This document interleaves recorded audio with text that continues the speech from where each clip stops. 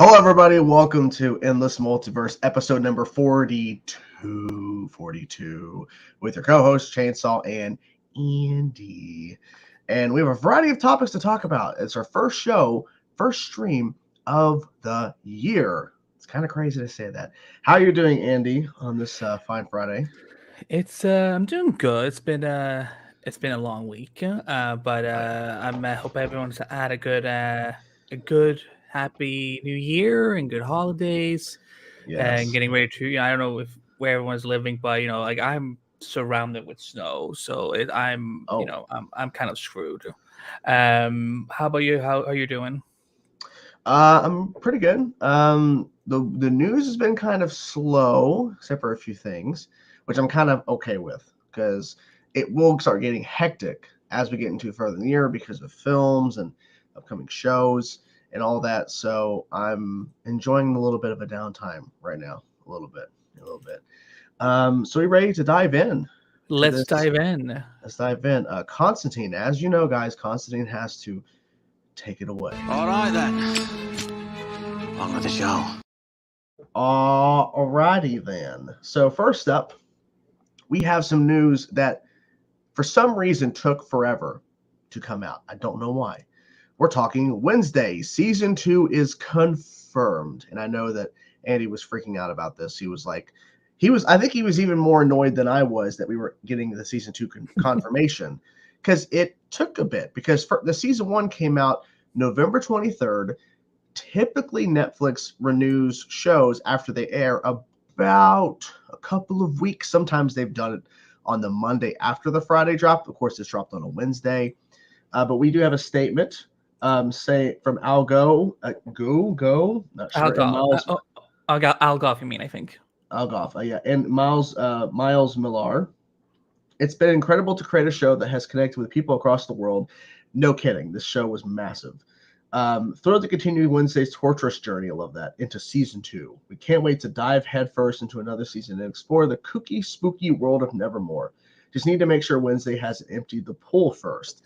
I like the little throwback to the beginning of the show where she throws the piranhas in the pool to get back at the bullies for her brother. Now, I had thrown a prediction out about season 2, because I was thinking, like, what are they going to do because they're going to do a season 2, obviously. So I was thinking maybe we don't go back to the school, like maybe we explore more things outside of Nevermore. But it sounds like, based off this little thank you and to let people know season 2 is coming, that we're going to stay in Nevermore. Which, I get it. It's a Wednesday show. It's not an Addams Family show. I kind of hope they find a way to bring the Addams Family, like the whole entire family, into more of the storylines, essentially. Obviously not overshadowing Wednesday, because the point of the show is to focus on her. And Jenna Ortega proves that she can carry the show, like, no issue. Like, she crushed it. But I really hope they find a way to incorporate the Addams Family, like the rest of the family, even more somehow, because I really want to learn more about this iteration, this version of these characters more, and the dynamics. So we just saw a little bit of it, but not enough to, I think, really establish, because I feel like they could do more with this world they've set up with this version of these characters.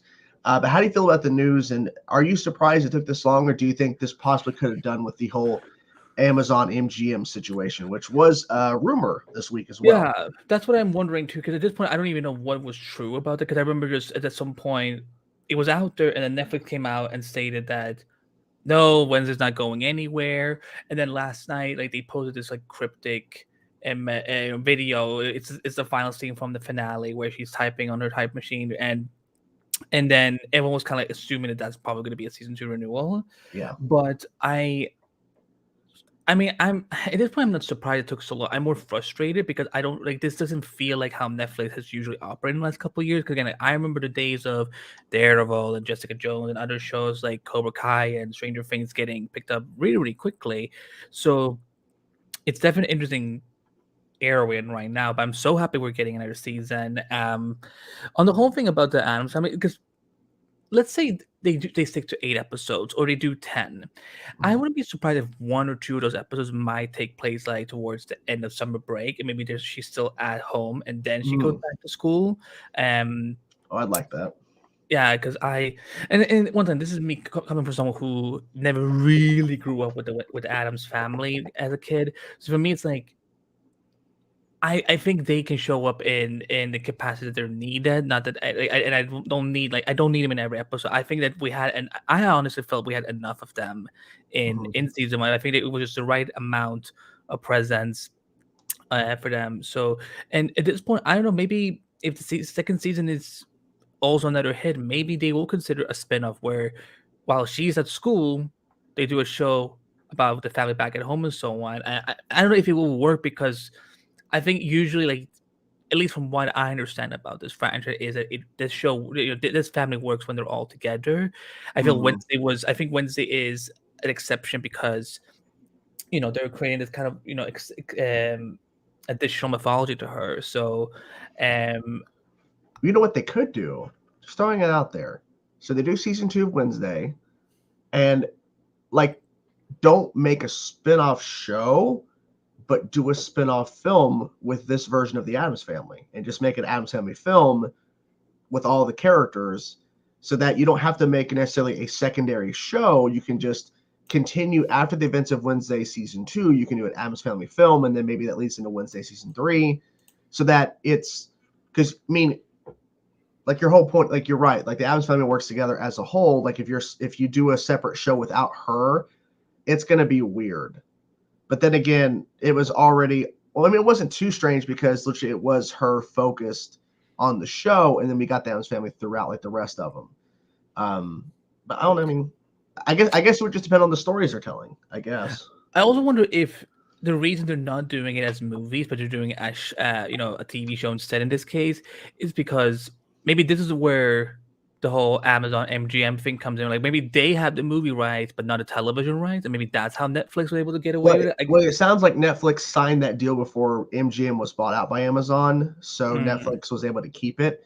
But I'm guessing that, like, regardless, MGM owns the rights. Netflix is licensing out this TV version, and I'm assuming they could do an Addams Family film, and obviously it wouldn't affect Netflix. Like, they can't say anything, I'm guessing. Yeah, But, I this is really unfamiliar territory for me because I again like Wednesday is really like the biggest access I've had to that world. they could do that, a limited series, and they confirm that it's just a limited run of like 6 episodes, maybe, or 4. You I know don't what know. would be fun because I know that some of the other Netflix shows has done this in the past. Like they could do Christmas specials, like a Christmas special with like that way, like a Yeah, special presentation. they did that with Chilling Sabrina. Adventures of Sabrina. Yeah, they had that. They had the first season. They had what was going to be a part of season 2, but they had that first episode come out a few months after, and then it held people over for season 2 because they had shot all of that back to back, part 1 and Yeah. part 2, and that was cool. And Sam may dropped a couple extra episodes after Oh the yeah, first season drops. So, like I feel like still whether have to it's watch that. you should I think you I would need really to. really dig it because I think it's a very different TV show. I think you would really really Mhm. enjoy it, and it's Unfortunately, something dropped today in terms of screener that it's pushing me off yet of other things that I could do. It's unfortunate. probably wait till Flash and Superman Lois is probably over or something like that. Yeah, I'll definitely get to it before season 2 because I mean I hear it's great from everybody. But speaking of Flash, Oh, y'all, we got some we Flash got stuff to some talk about. news. We got some news. So first, we're gonna start with The first what's piece of going news. on. Yeah, Yeah. this first big piece of news is we have a trio of Arrowverse characters coming back to the Flash season 9, as reported by this little thing called the Flash podcast. Keenan Lonsdale, David Ramsey, and Selma Murphy are all set to reprise the roles of Kid Flash, John Diggle, and Bloodwork in the Flash season 9, episode 9, which has just started filming as of this week, and it's being directed by Caitlin Snow herself, Daniel Panabaker. And here's what Eric, as in Eric Wald, had to say about it when it came to each character. When it comes to John Diggle, aka Spart, as one of the legacy Arrowverse characters who helped start it all. John Diggle holds a special place in our hearts as well as the fans. Plus, the commanding presence and commitment to excellence actor slash director David Ramsey brings to the screen each and every time is truly inspiring. So, of course, it was a no-brainer to have Diggle join Team Flash in our final season. So, get ready for a very emotional reunion as John Diggle, aka Spartan, helps protect Central City alongside the Team Flash one last time. And then Wally West, which I know a lot of people had been hoping for. We're so happy to reunite with the incredibly talented Keenan Lonsdale as a part of the Flash's final season, because Kid Flash isn't just another speedster; he's a beloved part of our Team Flash family. So as soon as we knew he was coming back, we set out to create a special and heartfelt story for his return. The result is a brilliant performance from Keenan that showcase a side of Wally West you have never seen before. And then with Sarah Murphy as Bloodwork, ever since Senhill turned in such a brilliantly haunting and unforgettable performance as a tortured Ramsey Rosso in season 6, we were looking for a way to bring him back. We also knew we wanted to have Ramsey play a part in Flash's final race. Fortunately, everything came together, and now the villain's Bloodwork's return will set into motion one of the Flash's wildest and most emotional adventures yet. So that was a lot of text, but we got through it. How are you feeling about? Let's go through each character. Let's start from the bottom top. Bloodwork. How do you feel about Blood? Because we didn't know each other back then. Were you a fan of Bloodwork on the Flash? He definitely is one of the better villains. And I'm glad they found a way to bring him back. I mean, literally, people have been wondering, like, are they going to bring Bloodwork back into the mix here? So, just in general, I'm just like surprised at all the characters they're having in this episode. But I like the fact that we're bringing back Bloodwork because he did stand out when you think of all the villains leading up to his appearance.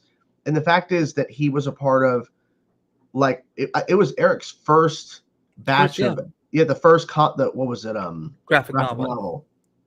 And so it was very particular that they used Bloodwork. And the fact is that we didn't have to have him a whole season, and we didn't use him for a whole season in terms of the buildup and everything. Like, they literally, I guess that's what made us go, wow, these graphic novels might actually be a good thing for the Flash, because when the show first started, it was really good at pacing itself out, but over time it was harder to kind of pace out storylines because there were so many other things going on, and they told a lot of variety of stories. So like you had to find the momentum. So I think using Bloodwork in a shorter capacity in terms of a graphic novel instead of a full season was pretty smart, and he did a great job. Like his whole thing about a haunting performance, he was so good as Bloodwork. And then of course his final, design is bizarre and crazy. But I'm glad that he's returning in whatever way that is. I'm not sure. I mean, I'm guessing it must be major because we have multiple people returning for this. So how you feeling about Wally? Love the fact that Wally's back. I was kind of starting to worry that we wouldn't get him back at all in the show before it ended, because it didn't feel this way, but it kind of felt like, okay, we don't have him, so we're going to bring in Bart. We're going to bring in another speedster. And so I'm glad they found a way to bring him back. And just the wording that Eric Wallace is doing, it sounds to me like we're not going to get him again before the show ends. Like after this episode, this is going to be his final appearance. I hope that's incorrect. I hope they find a way to incorporate him to the finale, depending on whatever that story is, because I feel like he played an integral part when he was a part of the show. And obviously with, him being half brother to Iris and everything, I hope they find a way to utilize him in some way past episode 9. If not, as long as we get a good way, as it says here, a good story that gives us, a good send off for him, then that'll be good. But I'm glad that he's back because it's been too long since he's been gone. And then Diggle, we saw him last season. Yeah, it's not too surprising. I mean, like David Ramsey has been appearing, of course, sporadically after Arrow ended, so I'm not too surprised. But based off the next thing we'll be covering, the next piece of news, which thankfully Andy's allowing me to leave, thank you. It's not too surprising. But after knowing now who else is appearing, I'm like, this is even better. But I'm glad, and I'm glad that he posted the photo that he's on set again. So. But yeah, how do you feel about all these characters? How do you feel about Bloodwork, Kid Flash, and Diggle? Well, I feel like I remember, kind of poaching Eric in my last interview with him. Like, I mean, I'm not dumb, Eric. Like, I know this damn Earth Prime comic is setting up him coming back next season. So what, like, have you all been talking lately? And he was like, yeah, we were talking about tennis, whatever it was he said. But like, it was too obvious to me that he was on his way back, and it was just a matter of when. Diggle, I mean, listen, I mean, everyone loves Diggle, so I'm not shocked at all of that. And if I had to speculate, I wouldn't be shocked if while David Ramsey is doing this episode for Flash, if maybe after this, his next thing is something on Superman Lois, like they're taking advantage of him while he's still in Vancouver. And Wally, I mean, this is another dick, another moment of me being a dick. Like I knew this from December 16th, and I had to keep my mouth shut. And just him though, or I knew about. I mean, I knew Bloodwork was essentially like almost a lock, but it was just like, where is he gonna be? And Diggle was the one I think that kind of like it didn't surprise me, but I didn't know like for a fact that he was gonna show up. But yeah, so like when Keenan also tweeted that video, I'm like, wow. I feel like we're gonna have an interesting morning, and then next day we had an interesting morning. But go on. No, I just kind of feel like I wish he didn't. It would have been more of a surprise with the announcement, because people started to assume he's back because he posted that. And the thing is, like, because I don't know, because from when I saw that, I thought, oh, he did this because tomorrow he's gonna be landing in Vancouver or something like that, and the people are gonna see him. That's why I did it. But then we didn't see anything, and then that's when we got the announcement. And that's why I'm like, okay, I mean, and anything, he can do whatever he wants. It's social media, and I thought, what a great way to build up some hype. But it was definitely like, my head tilted. I'm like, and like, so of course, everyone was asking me, and he's like, is he coming back? I'm like, of course, I couldn't say anything. So, but and there was all these fears like, why is it a blue lighting? I'm like, because he probably just typed in lightning bolt in GIF on Twitter search, and that's what came up first, probably. But because if he posted a photo or like a GIF of Kid Flash, it'd be too obvious. Yeah. But I'm very happy they're coming back, and some of the things that they're lining up. But I guess we can talk more about it as we get into the next topic. So just go for it. Guys, was it Wednesday or was it Thursday? When did this news drop? I think it was yesterday. Was it yesterday? No, I think it was anyways. No, it was Wednesday. It was Wednesday. Thursday. Yeah, Thursday was my review I uploaded. Yeah, so I was trying to think. So, guys, this is something that I have been predicting for a while, and it's finally happening. It's official. He's back. The fucking man is back. And he has posted on social media, he has posted his chair on the Flash Jet. He's also posted a video talking about him returning. I love his tweet that he put out too, saying, of course I'm coming back. And a gif of him and Barry, well, him as Oliver Queen and Barry hugging each other. I forget what crossover that's in. Do you remember what crossover that was from? The Legends one. Okay. Yeah, it's like it's it's definitely odd to see him smiling. But this is honestly, I think, the best news I've heard in a while. I'm not going to say the best news of the year because we just started 2023, but the best news I've heard in a while, especially when you're talking about DC-related news. This is honestly some of the best news. I wanted to actually read this from Eric Walls because he said this about, and I really appreciate his words, especially when he talks about the episode. So as soon as our final season was announced, we knew we wanted Steven to come back and reprise iconic role as Oliver Queen. Who? Never heard of him. Did he die? After all, it was Oliver who originally launched Barry Allen on his heroic path. Thank you, Eric. I was telling Andy on the phone this too. I'm like, thank you for mentioning that part. That's why everyone in Team Flash felt so strongly that it was important to create a full circle moment with Oliver's return in the final season of The Flash. The result is an epic yet emotional episode we hope Arrowverse fans will enjoy. It's all to say thank you to everyone for watching and supporting our show throughout 9 wonderful years. Basically, thank you for watching Arrow. Thank you for watching The Flash. Thank you for watching these characters and enjoying this run of the Arrowverse. We absolutely cannot wait for everyone to see Grant and Steven saving the world together again. And yes, there will be thrills, chills, and tears. I assumed we were going to see Oliver in the finale, but the fact we're seeing him here is surprising. But with Diggle in the episode, they're going to have a reunion moment. They have to. I mean, if you don't have them reunite, it's gonna really bum me out. That's you eat both of them together. And just the fact is they're actually pulling this off, you know. And I get it because he had literally just finished his run, but when Arrow ended, like Steven was asked, and he was just like very different than what he is now. And I think you needed to have that time separate. You couldn't bring back Oliver really fast after the show Arrow ends and he dies. It just would be bad timing. But when he talked in his video about Greg Berlanti calling him up and asking him to do this, he immediately said yes before they even fully asked him. He said yes. So I love the fact that he was that willing to come back, and the fact that we're getting this episode. And I really hope there's tears, because I want it to be special. Because unfortunately, we didn't really get that. Now, obviously in Crisis, when he dies, we got that moment between him and Barry. But both times. Yeah, both times. Yeah, both times. But now this is like the ending of the show. This is the ending of what we know as Earth Prime Arrowverse. This is a very different type of send-off versus we're sending off Arrow. We're still continuing. And of course, a lot of things changed since Crisis, not because of the timeline, but because of the world and how the CW and everything and the selling of CW. A lot of things have shifted. So unfortunately, we're not getting a bunch more shows like we thought was going to happen. So things change. But I'm glad we're getting this send-off. How do you feel about this news?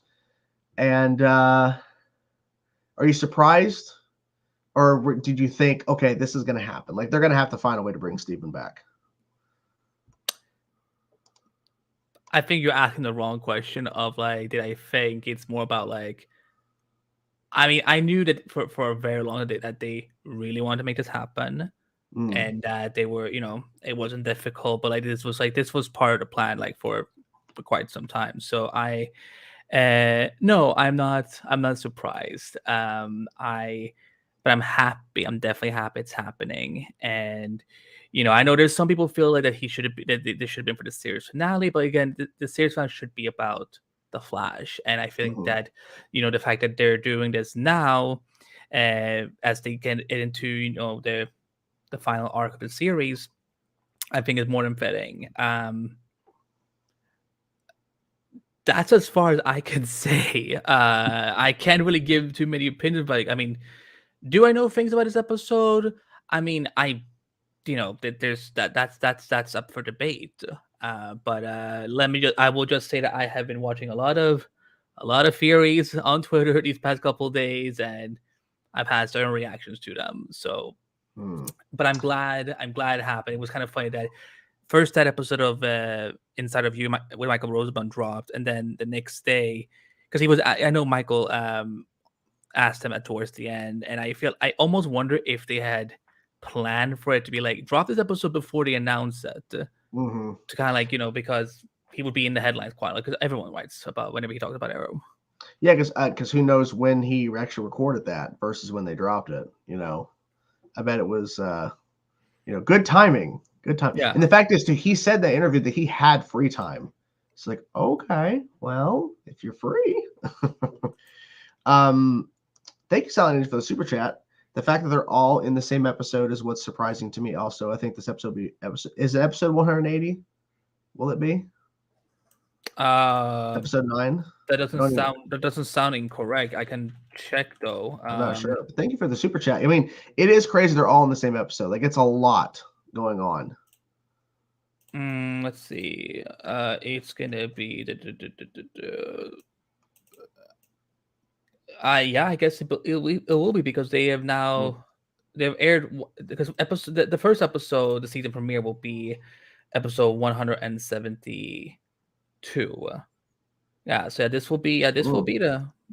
Okay, thank you for the super chat, Silent. Yeah, this is big news, and Oliver's back. Did you sob? Did you sob when this came out?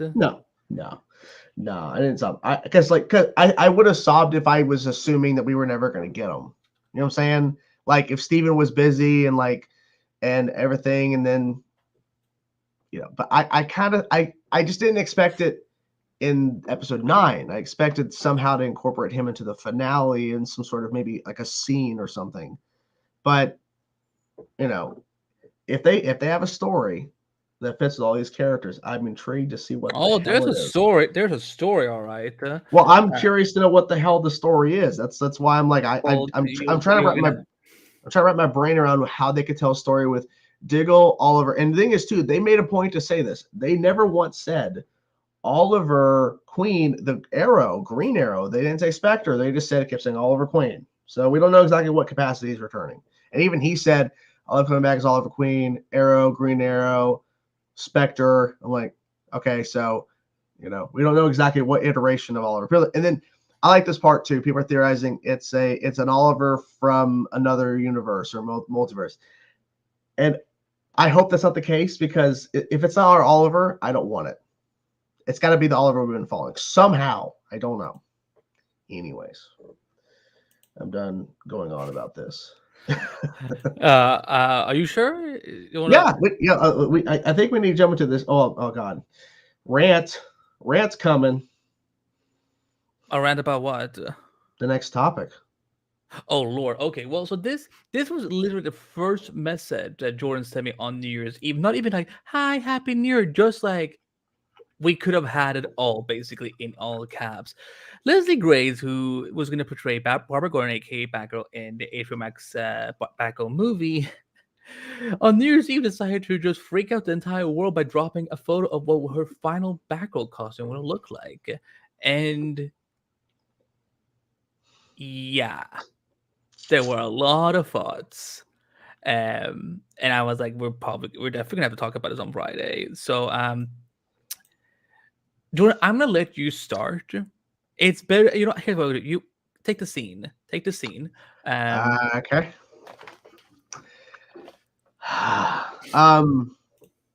So midnight hits. And then about 3 or 4 minutes into midnight, I see someone retweets an image. And the image is the one on the left. And at first I'm like, huh? And then I see it more and more popping up. And then people said that Leslie Grace shared it herself. And I went and I was watching her video that she did of the year 2022, kind of like a wrap up looking back at 2022. And in there was this image. It's a quick video of her leaning back, and then it cuts. So it's kind of hard to get a really clear shot, because some sections of the images are blurry when you try to get, there's no like still frame. It's just a move back motion. So it's hard to do. So once again, it just goes to show, in my personal opinion, I know not everybody agrees with me, and that's fine. I'm not here to try to tell you to think like me and to agree with me. You can disagree with me all you want. It's fine. We're all human. We all have different opinions. But in my personal opinion, speaking for myself, this once again proves Warner Brothers Discovery's incompetence. It once again shows that they literally fucked over Leslie Grace, the directors, everybody. And I pointed this out. Brendan Fraser is on a high right now. The man is getting a lot of attention, especially for his portrayal in The Whale, and he may be nominated for a fucking Oscar. And you cut this film that he was basically kind of co-starring in a sense as Firefly, the villain, and you axe that film. Wow. What a joke. What a joke. And the thing is, too, around the same time as Batgirl, Blue Beetle was being worked on, and it's still being released in theaters. But yeah, Batgirl, no. So seeing this suit just once again just brings back the anger and the frustration of Warner Brothers Discovery, because literally we could have seen it. And then all the people are saying, well, we heard the film was bad, blah, blah. I'm not going to get the whole spiel, because I've already talked enough about the fact that what is true and what is not true about test screenings and everything like that. But what I will say is this. The idea that we need to protect DC, as I've said, after canceling Batgirl on that investors call, talking to the board and everything and talking to investors, that we're protecting DC's brand. Sorry, DC's brand is in the shit. You want proof? Look at Black Adam. Black Adam didn't even make $400 million at the box office. Yeah, we're protecting the DC brand. The biggest movie star of all time could not have his Black Adam film break $400 million. It's a joke. So the idea that we're protecting the DC brand, then you shouldn't have released Black Adam.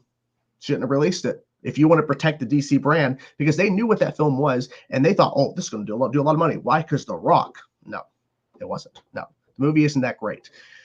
So they should have gave Batgirl a shot, and they didn't. And this pretty much proves it once again, because that suit, in my personal opinion, is awesome. Sure, it looks weird in that lighting, but think about it. You're seeing it in a behind-the-scenes video. You're not seeing it on the actual film after post-production work, because you can see stuff like literally. I'll point out to something in Supergirl season 4 when Melissa Benoist wasn't on set and they had to do some shooting whenever she came back, and they had that like kryptonite encased suit where she was like wearing a helmet and everything because she wasn't on set. Melissa Benoist was not on set, but they had that particular suit. It looked like cheap Power Ranger cosplay on set when Candigraphs and other people got photos of it. But when you actually saw it in the show, it looked a lot better, because there's a difference between cameras or iPhones versus actual studio cameras that are shooting a scene and they go into post-production. So this is pretty much just proves that Warner Bros. Discovery is incompetent as hell. So that's my 2 cents. I'm not going to spin forever on this because I could. Anyways. Well, I was perplexed that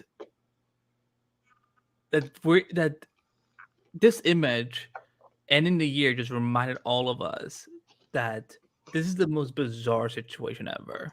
Oh. I hope she didn't get in any trouble for releasing an image, because I know with some of these contracts it is. Yes, that's what's happening. With some of these contracts, like there are like some sort of safety guides in there where like there are certain stuff you can't share, whatever. So I can understand why she probably couldn't post like a video clip or a photo of her from like a scene in the movie, because that's the whole point of the tax write-off. Like it's been locked away now, but like her in the trailers, that's her property still. So it's like I'm glad we get to see it all, at all. But yeah, I really hope that somehow James Gunn's DCU will somehow have her as Batgirl again, even if it's not Dee's costume, even if it's not with the story that was set up for her initially. I genuinely wanted to see her as Batgirl, and I hope that like there's some way where we can work her in again, and into whatever Gunn and Peter Safran are planning. But yeah, it's. And I feel like we haven't even heard, like I feel there's always going to be stuff coming out about this film like in bits and pieces, but it's a massive shame that the way to kick off this new era for DC under the new regime was to cancel this film when it's like we didn't, and then the whole fall has been really, really exhausting. Like there's been bad announcement after bad announcement after bad announcement, and then bad announcement over and over and over again. So it's like, I saw someone in the chat saying, the news we got this week about Flash Season 9 is the first time in a while that we had so much things to be excited about again. Like I remember the last time there was this much DC excitement. So yeah, that's I feel like I would probably have to bail him out. Like I would get a call from a police station and be like, "Hey, so your buddy did some stuff." Actually, speaking of this, what should happen? She should go to Marvel. Marvel will take her. I mean, she's talented. Marvel could take her. No problem. But we have more DC film stuff to talk about. Let's get the 40 likes, guys. Let's get the 40 likes on the stream, guys. Thank you guys for being here. Thank you guys for supporting. Yeah, we do have more DC news in regarding of. Did you already say what it was? I think you said what it was. I know I didn't say it. Oh, okay. Well, but we have some news. Oh boy. So let's get into this. So we're talking the Flash movie because we talked Flash news in terms of the TV show. So now we get to talk about Flash news. Whoop, whoop, whoop. We have 3 things to cover here. So number 1, they're saying that we're getting a new trailer during the Super Bowl. This could mean we're going to get just a 30-second teaser. We could get a full trailer, because if you think back on 2022 Super Bowl, we had a full trailer for Doctor Strange: The Multiverse of Madness that basically told you that Patrick Stewart was in the movie as Professor X. And then they released a teaser as well with some new footage in the mix as well.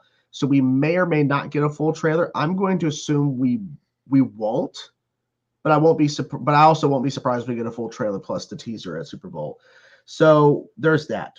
And that's a rumor, obviously. It's not confirmed. And nothing's confirmed till it actually airs. Or if Warner Brothers announces ahead of time. It comes from one of the trades, and since they haven't gone out and tried to debunk it, I would say that it's a safe bet. It's safe. I mean, they need to start marketing the movie. Like, if they want this movie to be somewhat successful and recoup their money, they need to start marketing it.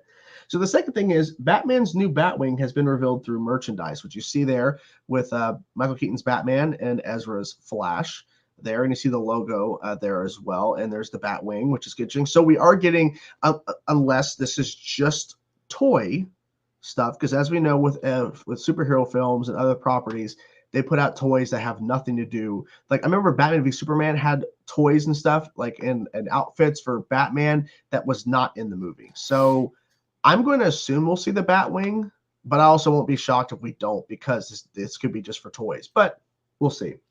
And the third thing is, oh boy. So the third thing is something really controversial. Ezra may continue playing Flash after their solo film, as Variety claims. And it's quoted as saying, as for what else Gunn and Safran have planned for DC's future, sources describe it as a broad but not blanket reset. I don't believe that. But anyways, at this point, nothing is ruled out. Bullshit. It's already, I'm pretty sure that it's already been planned out. They already know what they're doing. Obviously, Variety doesn't know this, so they're just throwing things out there so that they're not wrong. Given that Miller has stayed out of trouble since beginning mental health treatment in the summer, and that is true, some executives are amenable to continue with the actor as the world-saving speedster after the Flash bows on June 16th. So what do we think about all this? That's the question. What do we think about all this? I'll let you go first, because I'm curious to know your thoughts about the third thing. Because, I mean, it is news, because normally we wouldn't talk about this, but it does pertain to the film. Yeah. And not necessarily so much about the drama. It's about the film's success potentially and after the fact. So what are your thoughts? Whatever is determined in court for Ezra, which I think is coming up soon, and I'm not giving any opinions about that. This has not been a good look for Warner Brothers. It's not been a good look for the Flash movie, and it's not been a good look for the brand. Mm-hmm. If I'm James Gunn and Peter Safran, because the thing is, if we're not getting Henry Cavill back as Superman, but you're doing a younger Clark Kent in a new movie, it's obviously a new Batman. Wonder Woman, I feel, is the one of the like the few exceptions I can see somehow like surviving. Obviously, it feels like that Jason Momoa is like gonna play something else, which that's fine. But for an actor that is, again, like, here's the things. There's divided sides about all of this. There are people who strongly believe that Ezra has done all the things that they've done. I've seen the other side of people who think that they're being framed and that they're innocent or so, which I think is very questionable, because the police reports, they are at core. Now, I will say this: the American law system, it ain't perfect. We know that, but this was a spree throughout 2022 of Ezra being in the news every single week. Yep. There were points, and this is the biggest, maybe one of the few times I will actually talk more about this, because Jordan, we've been very nervous to talk about this, because again, we never know if the situation has been resolved or not. It was always a developing story. Honest to God, thought that something horrible was really going to happen. Like that the only way the only way this would end would be through someone losing their life, and that's all I will say. I really thought it was going to go that bad. They're getting mental health treatment. They haven't done anything, as far as we know publicly. Because who knows how they are like in private. But if I'm Peter Safran and James Gunn, and you're about to do a brand new DC universe that you have plans for 8 to 10 years, and again, this doesn't speak to this does not me giving my opinion on what I think of Ezra's legal controversy and allegations, but there is no way you can bring back an actor that is so divisive right now amongst audiences on social media, in the culture, in the news. It's just like there's too much risk. Because let's think about it this way: Ezra has not been booked for any new projects. They did one movie last year, but it was before everything started happening. And so, actually, it was in the midst of it, and Ezra was not at the premiere. Ezra did no press for it, but apparently Ezra did great. I'm not talking about Fantastic Beasts. I'm talking about this small indie movie they did. I mean, Fantastic Beasts came out last year, and but that wasn't the film I was talking about. There was a different movie that was technically the last one they did. I think Fantastic Beasts 3 was filmed like in 2020 or 2021 or something. But besides the point, there's no version of this, because you cannot have whether they are innocent or not. Ezra has now become a pariah. Ezra's become a controversial figure in public. Yeah. And if I'm an investor with this studio that has been doing a lot of questionable things over the last couple of months, why would I invest any financial money, any money at all into this company, where I'm like, there's going to be people who will not go see the things that Ezra's going to be in. So, yeah. And here's the thing: there's a key thing, because I wrote this in my article on Screenrant about it as well. We have to remember that these executives Variety is talking about. First of all, the writer of that Variety article is, I have issues with her. She has there's a track record about her, because you get people who know. If you know, you know. Okay. She's talking about executives. She never once says if it's David Zaslav, if it's Michael DeLuca and Pam Abdi, who are the heads of Warner Pictures. Mm-hmm. That is she never says if it's James Gunn and Peter Safran. There's other executives at Warner Brothers that in the end they may not have shit to say about this. They may not have any right. They may not have any creative input or decision making whatsoever with this. So, because this doesn't necessarily mean that, I don't necessarily think that this is what David Zaslav is thinking. I don't necessarily think this is what Michael DeLuca and Pam Abdi are thinking, and I definitely don't think this is what James Gunn and Peter Safran are thinking. I will say, James' tweet about I don't know what's out there about Ezra. It's no, listen. If you read that if you debunked two things that from that same Variety article, you read it. There's no way someone in James Gunn's position in Hollywood wouldn't know what the hell's been going on with Ezra for the last couple of months. So that I call bullshit on that. I'm sorry, James, but that is complete bullshit. You know what's going on. Don't pretend that those DC studios meeting you all have been having has at some point not had at least one iota of mention of Ezra's stuff. But you know what's going on. You know what's going on. Don't try to think that we're dumb. So for me, I think it's best for everyone involved that after the Flash movie, they just part ways. Because I don't think they're going to frame it as, I don't think the story that's going to be framed is that Ezra got fired. It's going to be more like Ezra finished their contract and that's done. Because a lot of actors who sign with Warner Brothers, they usually sign a free picture deal. And now let's remember, Batman vs. Superman, Justice League, The Flash. The cameo, Suicide Squad cameo and the Peacemaker cameo, they don't count. That's a separate deal. Separate deal, yeah. So I think after just part ways with each other, I think Ezra has a lot of self-work they need to do before society gives them another chance. Because again, regardless of what is true and what isn't true in all the things that we've been hearing about Ezra for the last couple of months, something isn't right. And the last thing this actor needs is to be in a massive movie franchise where you do 5-6 pictures, appearance on TV shows and cameos and stuff like that. And it's the last thing the brand needs. And that is all I will say about this for the time being until we see it, until there's an ending to this whole situation. I don't feel there's any, again, because we've seen it in the chat for all 40 episodes of Endless Multiverse when Ezra gets brought up that you guys have thoughts about it, and we perfectly understand that. The problem is, as content creators, we always have to be careful because this was continuously a developing story over and over and over and over and over again. It's like what information is right, what information is wrong. It's like there's just too much. I think it says a lot about Warner Bros. That they also are willing to invest some money, because the big deal about this whole Super Bowl thing is that this is the first time in 17 years that they are now investing into the Super Bowl. And like, this is the movie you're picking. You're not picking Blue Beetle that could use the exposure. You're picking the movie that is supposedly doing well in test screenings or whatever and so on. You're taking the movie with the controversial lead versus the completely innocent Hispanic lead in Blue Beetle, who's playing a character that people don't know much about. Well, who's to say they won't? That's what you just don't. Well, I'm hoping. So, yeah.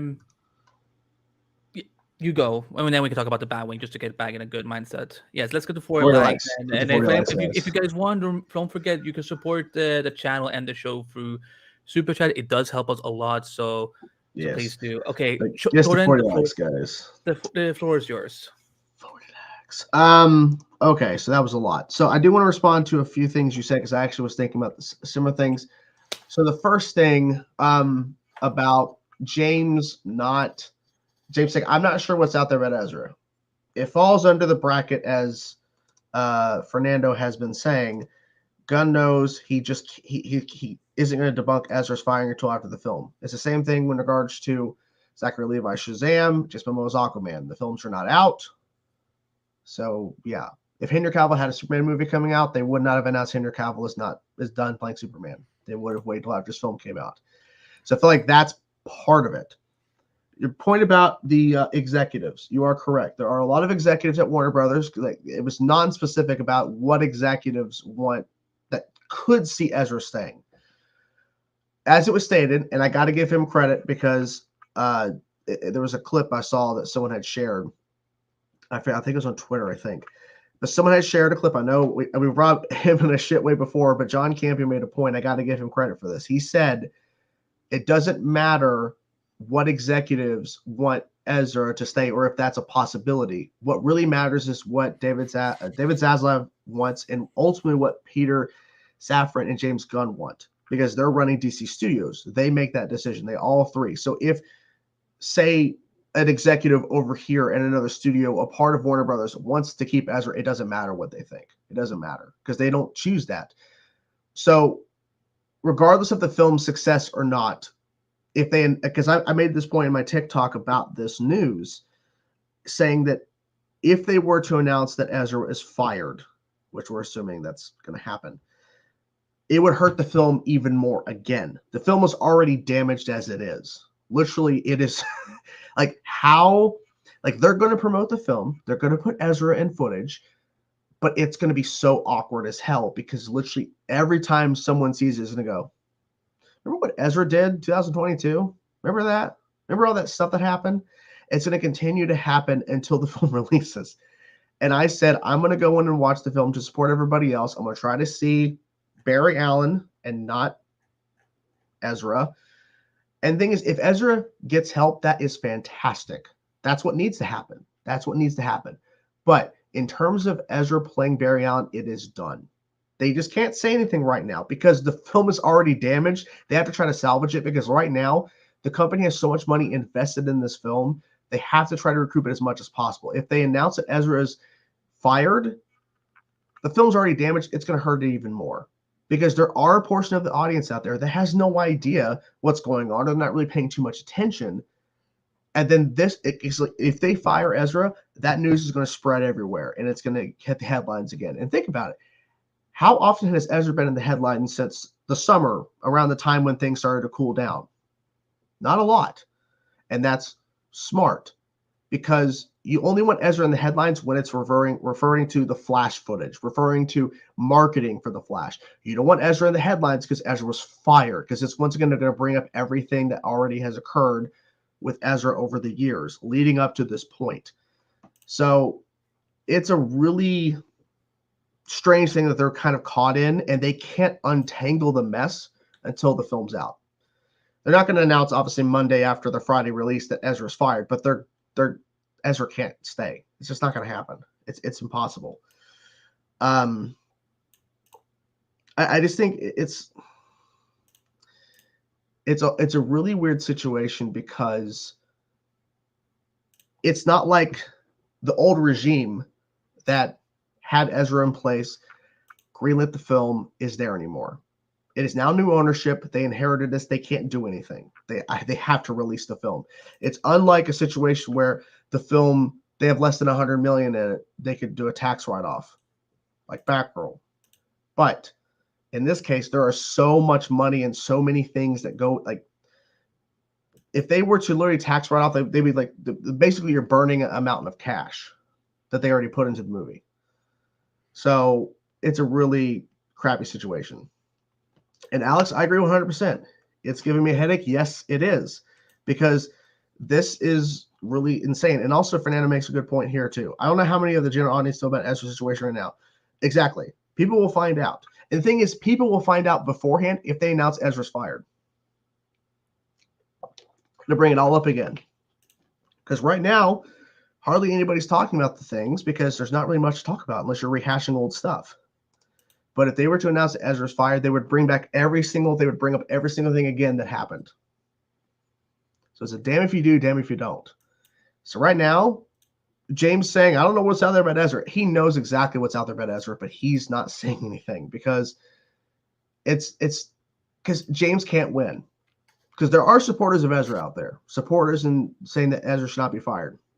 You don't hear a lot from them, but there are people that do support Ezra. If he was to come out and say that Ezra's fired, it's going to bring everything up again, and Ezra's not continuing, but it's a mess. And like I said, we have to wait. So if we get that trailer in February, I'm looking forward to the trailer to see Michael Keaton's Batman, to see Barry Allen, to see a Flash film. It's unfortunate that we have to see Ezra, but at the same time, it's not like we're watching a documentary about Ezra. We're watching Ezra portray Barry Allen. So much of my best to focus on that and not so much about it's Ezra Miller. It's, oh, look at Barry Allen. Oh, look at that variant of Barry Allen. Oh, look at Supergirl. Look at Michael Keaton's Batman. And then when the film comes out, who knows what else is in the movie, you know? But yeah. What do you think about the fact that they're investing money? Like, what does it say about them, like, investing money into a Super Bowl spot for this movie, given everything that has happened? It's like, well, this is not they did a Super Bowl trailer for Batman v Superman a couple years ago, and that movie was coming out. But okay, let me rephrase the question. What do you think about the fact that they're investing money into a TV spot for a movie for a lead that is so controversial? Because but I'm assuming there was no controversy. There's either you like Zack Snyder's movie or you don't. But with this, like, Ezra has been charged, arrested. There's been allegations raised and so on. So it's more about that I'm focusing on. I think. Okay, I think the thinking behind it, and Fernando made a point. There is a portion of the general audience, a good portion of the audience watching the Super Bowl that do not know what's happening with Ezra, or they're not paying attention, or they don't remember. And when you think about what is promoted at the Super Bowl, high tentpole films that have a giant budget, Marvel films, some Universal stuff. Netflix at a point did promote Stranger Things, I think season 2 at the Super Bowl. Was that season 3? But it's mostly high budgeted films get promoted at the Super Bowl, and that's it, because how much it costs for time on Super Bowl during commercials. So I understand the point of why would they do this for the Flash. It's because they put so much money into investment. They're trying to get as many people to see that there's a film coming out with the Flash, and hopefully they can recoup that money. Now you're saying, well, why? Well, if they already spent a lot of money, why are they spending more money? Well, unfortunately, you have like the marketing. Like there hasn't been hardly any marketing for this film yet, so they have a budget set aside for the marketing cost, and all we got was we got this new logo. It's all we've got in months. And yeah, then so that event where like the Brazilian event with all like the new T-shirts and like the so that's what it is. Like the marketing hasn't actually officially started. It has now, but not really. It's going to start in February if they do have a Super Bowl trailer. Then yes. Now, should they promote something else like Blue Beetle? Yes. Are they going to promote Shazam? Probably too. I'm assuming they might promote Shazam as well.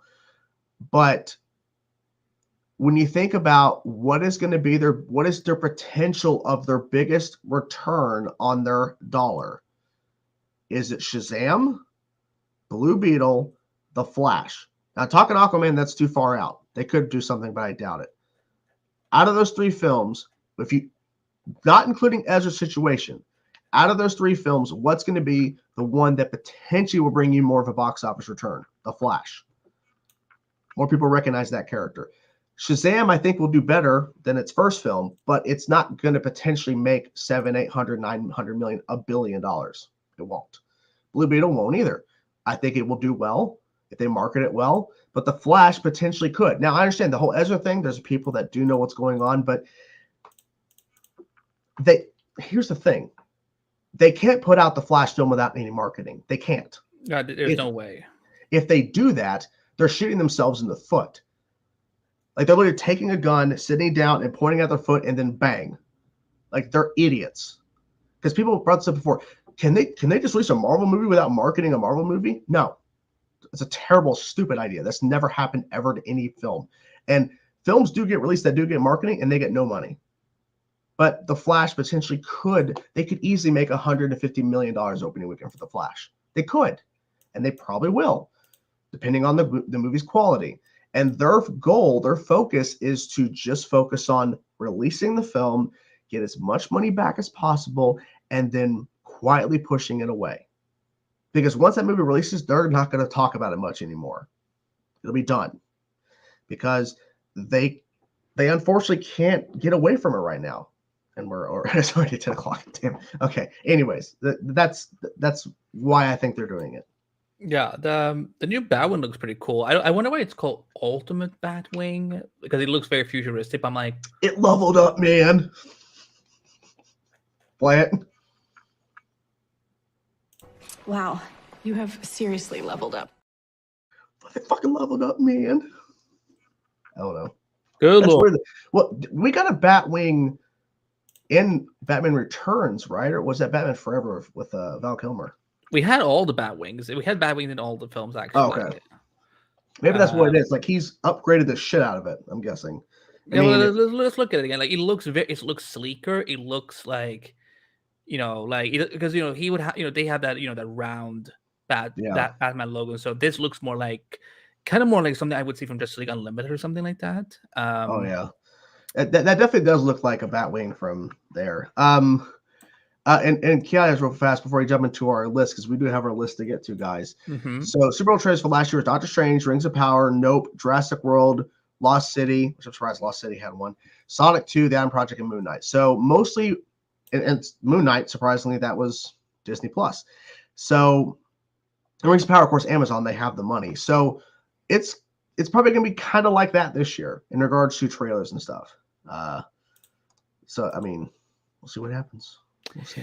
But now, guys, before we get to our final thing, we're gonna actually talk about our top 10 anticipated films and TV shows for 2023. We did a bit of a focus in our last episode about what was good and weak in 2022, and now we're gonna go through our list for things that we're looking forward to see in this new year. So, I think we should start with TV. Okay.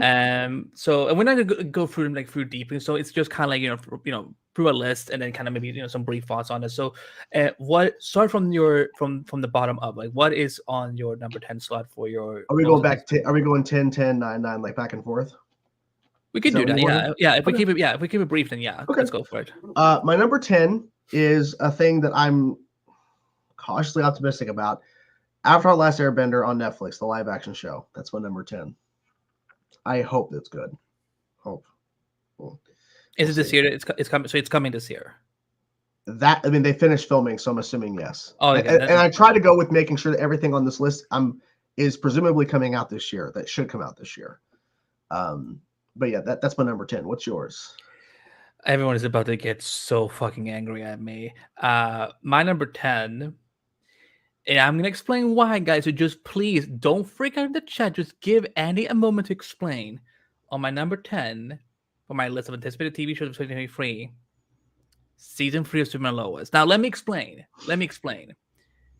I still have a bad taste in my mouth after the Arrowverse twist in the season 2 finale. But when looking back at season 2, it's not that good. It's not as strong as season 1 was. Ali Allison is a horrible villain. I never need to see cults in superhero TV ever again. And to be honest, I feel like we know almost nothing about the new season. We know that Bruno Mannheim is coming, and that's about it. We don't know anything. So for me, like, why am I going to put this higher up than number 10? I'm still excited because I love Superman. I love Lois Lane. I want to see where this goes. But we know almost nothing about season 3. That's why I put it as number 10. It's a miracle I even put it on the list at all. What is your number 9? Throwing a little bit of a dark horse in here. We're talking Netflix's The Fall of the House of Usher. Sounds like a weird show. Mike Flanagan, who created The Haunting of Hill House, The Haunting of Bly Manor. He did The Midnight Club, which was unfortunately canceled because he moved over to Amazon now. And Midnight Mass, which is a phenomenal show. Midnight Mass is so good on Netflix. And this show has a huge stacked cast, a lot of the cast from his previous work, and he has Luke fucking Skywalker on this show. So I'm definitely looking forward to Mike Flanagan's last Netflix appearance, The Fall of House of Usher. What is your number 9? My number 9 is Ironheart. I was very impressed with her and Wakanda Forever. So I'm excited now, even more excited to see about the show and what's with her. Now that because now we're gonna focus completely on her and her mythology. So I think that's gonna be a lot of fun. What is your number 8? The Witcher season 3. I would have this higher if Cavill was staying. I'm curious to see how they're going to wrap up his time as Geralt. No idea. But I hope that it delivers on certain things in terms of giving, because they're saying that he has a powerful send-off. And hopefully that's true. But I'll say The Witcher season 3. And I hope when I go through this list, I'm trying to think of like other shows I could have potentially added, but like there's a lot of stuff I'm not sure when it's going to release. But that's my number 8. What is yours? Agatha Coven of Chaos. I love Catherine Hahn so much as Agatha Harkness that I'm ready to see her solo show. I loved WandaVision so much, and I'm hoping that Agatha's show will be something kind of like that. So I know they're going to start filming pretty soon because they have to keep casting people. So yeah, I'm really, and also it's time. I think it's time. I always love shows about witches. Sabrina was taken away from us too prematurely. So. Yep. I'm excited about it. What is your number 7? Superman and Lois season 3. This would have been higher. Only number 7? Yep. I would have put this higher, but like, I love the show. Besides the twist reveal, it's like, okay, you could have just said at the start that it's not Earth Prime, but whatever. But I don't know what they're going to do. I don't know what direction they're going, and it's going to be weird as hell. And I get it. See a new Jonathan, but like, and I'm looking forward to see what happens at the end of the day. So that's what really matters. I mean, look, I'm hoping that the show's going to be good. So regardless of where it's on the list, I'm still going to, of course, check it out and see it. But what is your number 7? Mine is a little bit of a cheat because I wanted to put in some animation here, but I couldn't decide which 2 of these I was most excited for. So they have a tied place. X-Men 97 season 1 and What If season 2. Okay. I'm excited to see the X-Men come back under the Marvel Studios. Again, I know they're not going to do anything with the movies, but it's like I'm excited to see what the best X-Men show is going to look like all these years later. And What If was so good. What If is such a phenomenal series that I can't wait to see what other worlds we're going to explore this season. And they already have a season 3, so I think that's been pretty awesome. But yeah, what is your number 6? Secret Invasion. Mine This too. Oh, it is? Okay, well then we're both doing 6. Okay, Secret Invasion. Yeah. So basically it's supposed to be a spy thriller. It's supposed to be darker, and the fact that we're getting Nick Fury kind of like running the show, and the fact that they're doing like a version of this is kind of crazy. Like I thought this would have been a film or whatever, but it's going to tie into other things. But I like the fact that we're getting this, and supposedly a little something's supposed to happen in the show if it's to be believed. Rumors in terms of a character, so we'll see about that. But why'd you put number 6 for Secret Invasion? It's the same for me because I think that this is the one I've had the most questions about, and that's always a good thing. And that will, for me, having more questions about the show will sometimes triumph. Like for example, like me loving Catherine Hahn versus having more questions about what the show is going to be, because given how significant the storyline is, it triumphs in that case. Also, I'm ready to see something with Sam Jackson that is like where he isn't in the background, where he is not the supporting character, where he is the lead, because I think like someone who's been in the MCU for this long, I think we're long overdue for a project about him. Now I know you're not going to have this on your number 5. So what is your number 5? The Last of Us. This is a show obviously based off the video game franchise that I think the more I think about The Last of Us, that first game, it's so well done, and the fact we got Pedro Pascal as Joel, it's insane that they have him in the show, of course, leading. I can't wait, and it comes out literally starting next Sunday, so it's really damn close. But that's my number 5. What's your number 5 most anticipated show of 2023? Boys, season 4. Listen, I fell in love with the show, and I'm excited. All the cliffhanger season in the season 3 finale has me really curious where they're going in this upcoming season. Also because they're doing a spinoff called Gen V, so I wonder if they're going to set that up. I think Gen V comes before season 4 of The Boys, but either way, I'm excited to see more of that world for sure. Now, what is your number 4? The Mandalorian season 3. I cannot wait. I love season 1 and season 2. The show, like, basically brought a sense of Star Wars back after the films have been kind of divisive with the sequel trilogy. The fact that Grogu, the fact that we got Luke, the fact that they gave us a brand new character, Mando, and literally we love this character. And besides the whole controversy with a certain person who's not on the show anymore, and the fact is we're getting Katie Sackhoff as Bo-Katan and seem like a villain. Oh, I can't wait for season 3. What is your number 4? It is Doom Patrol season 4 part 2. I really loved part 1, and I guess I can say this now because it just went live.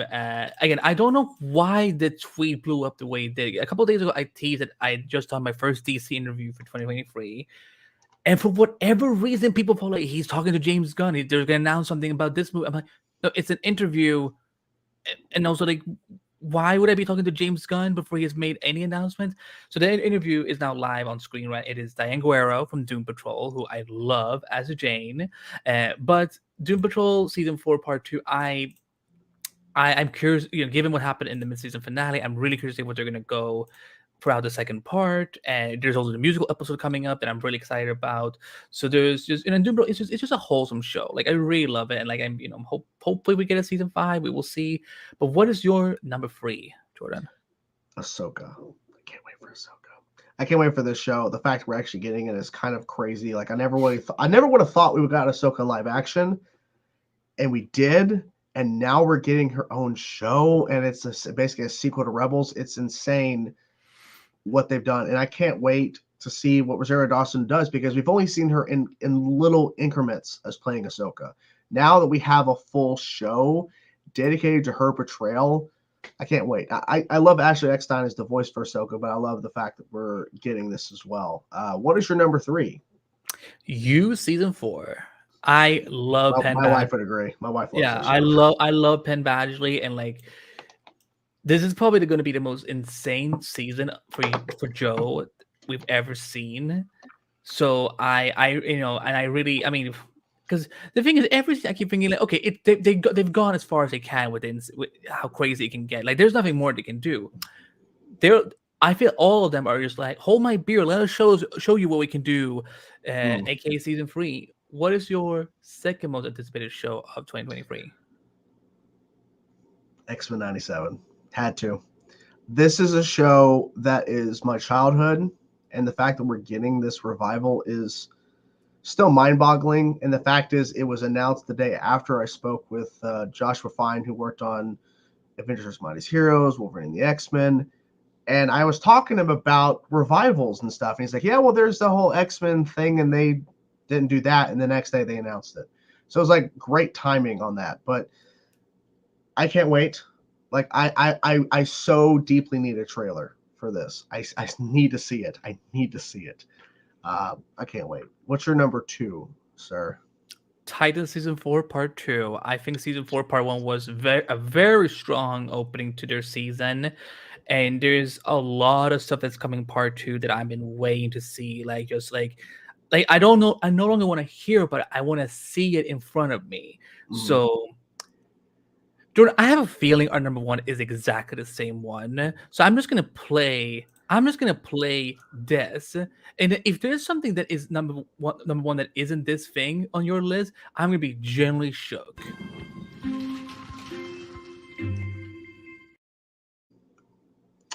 You're actually incorrect. If you say fucking House of the Dragon season 2, I'm leaving. No. Okay. Stranger Things season 5. But we don't know if it's coming this year. Yeah, it's Dark Horse. I can't wait for it. Gotham Knights. I'm done. No, it's the Flash season 9. Oh, thank fucking Yeah. God! I would. Flip me back over. Come on. Yeah, Flash season 9. This wasn't planned, by the way, but as I was thinking more about it, I'm like, I've been with the show for so long with the Flash, that regardless of the roller coaster the show has gone through, in my opinion, the show's coming to an end. If you would have asked me back during 2019, 2020, when Arrow was airing, what show you look most forward to, I would have said Arrow, because I've been with the show for so long. So I got to give the Flash. What is your number 1? Fuck you. That's what it is. No, Good show. It's of course the Flash. I mean, this is a show that really pushed my career forward. Also, for everyone who watched my video that I posted on New Year's Day, it was basically a compilation of all my past, some of my favorite moments from my past interviews with the Flash cast and creatives and so on, and kind of just me like actually checking out my YouTube channel for once, because I haven't done squat about with it for a year. But for me, I mean, the Flash has been. I mean, there's not ever going to be a show like the Flash for me again. Like in terms of its impact on me, of like, having befriended people who work on the show, having people who say, I listen to the podcast, I love the podcast, aka the Flash podcast, theflashpodcast.com. Stay tuned.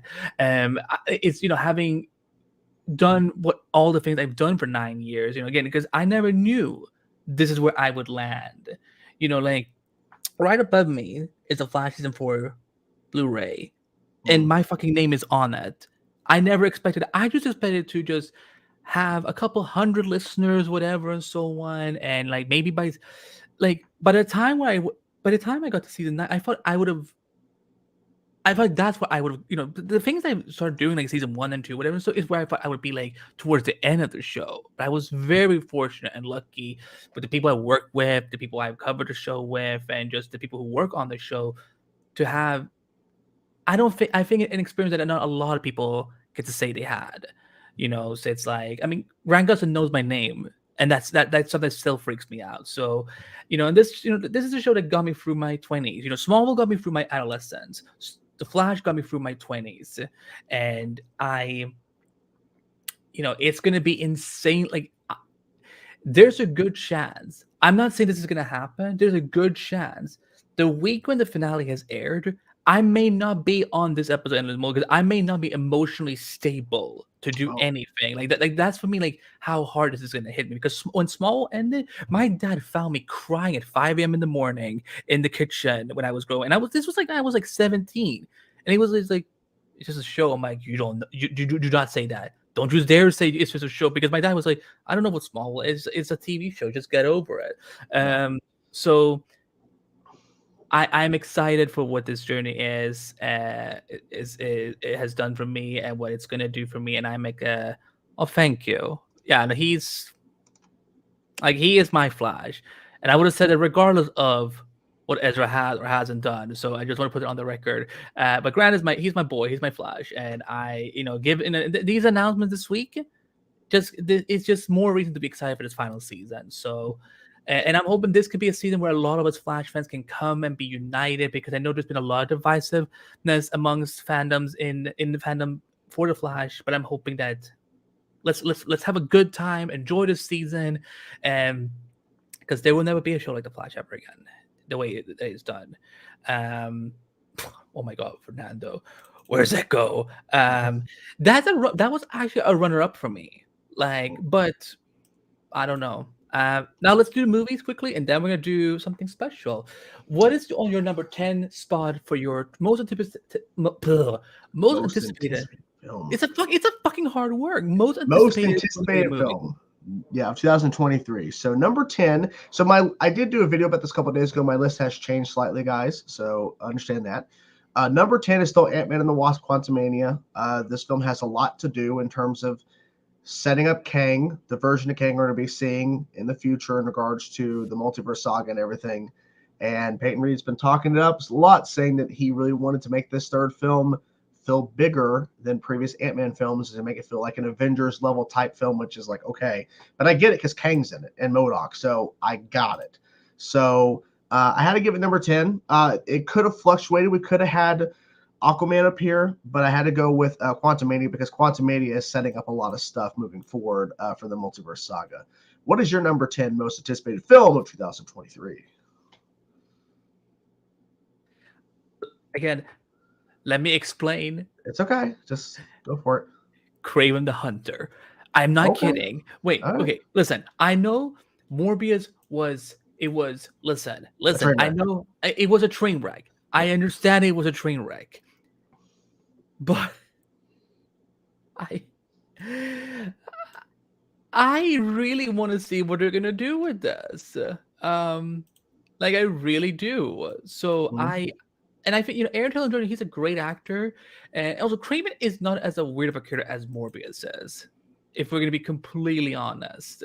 So that's my number 10. Okay. What is your number 9? Surprisingly, the Super Mario Brothers movie. Because if you would have asked me before I saw the trailers and the clip from the Game Awards, I would have said, I don't know about this. But I've seen that first trailer. Okay. The second trailer. Oh. And the clip. Okay. I'm on board. I'm on board now with this movie. Regardless, I'm still kind of iffy on Chris Pratt's voice as Mario, but literally the visuals and all the little Easter eggs and things they're throwing in, it really seems that they're going all out with this movie, regardless of the return. They're hoping they're going to do more, but they're doing a lot. But what is your number 9? It is Ant-Man 3. That first trailer really turned me around, because I have not really been a big fan of those movies. Because I really, again, and I will say this till the end, till the day I die, I wanted Edgar Wright's Ant-Man movie. But that trailer has me very curious, and I'm excited to see Kang. Jonathan Majors is going to be amazing. And so, what is your number 8? The Flash. I actually had this higher as number 5 on my video, but the more I thought about some other films, I had to move it down. I'm excited for Michael Keaton's Batman. I'm really excited to see Sasha Supergirl. There's a lot of things I'm looking forward to, and I hope that even though we have a bunch of other characters and stuff popping in, I hope that it does focus on mostly Barry and not try to stray too far away to where, but I get it. It's a multiverse type situation. It's not really a Barry Allen centric story, because we have another version of Barry. Then we have, Supergirl in the mix. Somehow we're going to Michael Keaton's world. I don't know. But I gotta be honest, regardless of the whole situation, I feel like this movie hopefully will be good, because we just keep hearing that Warner Brothers thinks it's good. But what is your number 8? Guardians of the Galaxy Volume 3. Oh. The holiday special turned me around, because I was not impressed with the second one, with the second movie, but I once I saw that holiday special, I'm like, oh man. Okay, I kind of want to see how this is gonna end. Yeah. What is your number 7? Blue Beetle. Had to have it on the list. I am so excited that this character is finally getting like some sort of recognition, because when you think back on Blue Beetle, besides the comics, where has Blue Beetle really shined in regards to like really having storylines and things, and where we can actually see the character highlighted properly is Young Justice. So the fact that we're getting this film, I think, is really cool, and the fact that it's literally like led by a Cobra Kai star, which is phenomenal. Like he's so good in that show as Miguel. So I definitely had to include this on the list. What is your number 7? Aquaman and the Lost Kingdom. I love Black Manta, and I'm excited to finally see him thrive and excel. It's a big bad that we know him to be. But other than that, I'm just very curious to see like how this is gonna like. Because if this makes $1 billion, Jordan, there's no fucking way they're gonna say, "Yeah, go play Lobo." That's true. There's no fucking way. There has to be a way where he either does both, or they're like, "No, you're gonna make that Aquaman free." Who is this? You're correct. The channel is called Chainsaw Reacts. I think so. So it's not like he's hiding and like using someone else's channel. What is your number 6?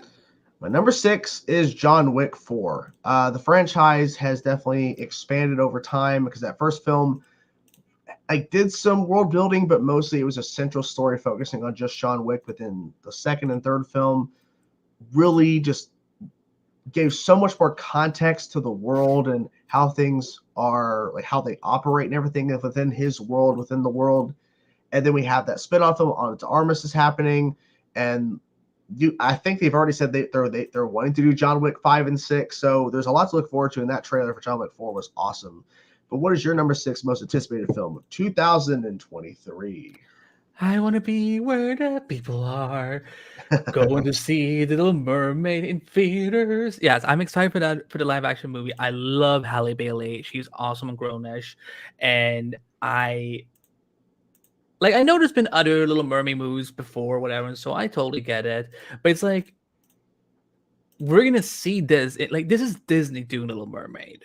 And I'm proud of them, like they're being diverse with this, and I'm excited to see, because this has been in the making for quite some time. Because I feel we were supposed to get this a little earlier, but then the pandemic struck. It was definitely rumored for a long time, yeah. Yeah, I think actually this was one of the movies that got struck affected first by COVID, because they they were about to start filming and then everything shut down. What is your number 5? Well, I had to think about it, because I had it lower on the list, but the more I thought about it, I had to give it to Oppenheimer, Christopher Nolan's next project. The cast is stacked.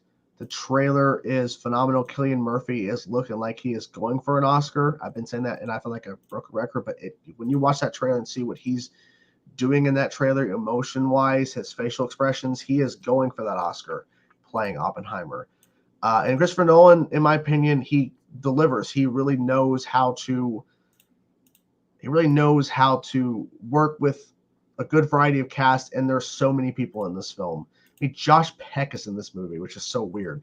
Robert Downey Jr. is in this movie. Like, there's so many people that he has. It's crazy how stacked this cast is. But what is your number 5? Shazam! Fury of the Gods. I rewatched Shazam that other month, and that movie is so fucking charming. Like, it is so delightful. And it look like the second one looks so much, it looks better, bigger. And I mean, listen, Helen Mirren and Lucy Liu as two of the big bads. I mean, Queens, hello. It's gonna be so much fun. Now, what is your number 4? Indiana Jones and the Dial of Destiny. This was my number 3. But that trailer got me so excited. And the more I thought about it, I love this franchise. Crystal Skull, that wasn't a proper send-off for the character, and they basically set that up to be a proper send-off for Indiana Jones. And I'm so glad that it's not the case because it just didn't land. It just didn't sit well. So I'm glad that we have an opportunity to like work with James Mangold directing it. Of course, he directed Ford v Ferrari, also directed Logan. Like, I can't wait to see what he does. And that trailer was great. What is your number 4?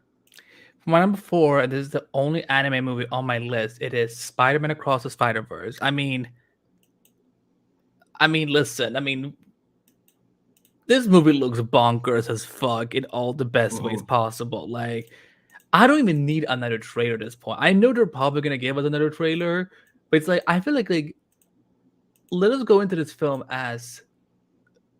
with as little information as possible because I feel like this movie is gonna it's gonna do shit. It's gonna do good stuff. What is your number 3? Guardians of the Galaxy Volume 3.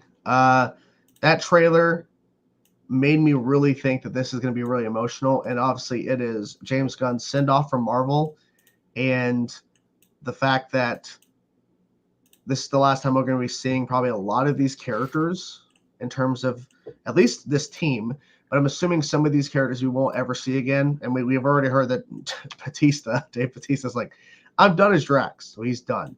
But I feel like there's going to be even more characters that we won't see past this film, whether it's because they're not coming back or they get killed off. But the fact that we actually came full circle, because originally this was not supposed to happen. James Gunn was not going to come back and do it because he was fired. So I'm so glad they found a way to make this work, because it would have felt really weird to have a new director in the 3rd film to kind of close it out. It would have been strange. But what is your number 3?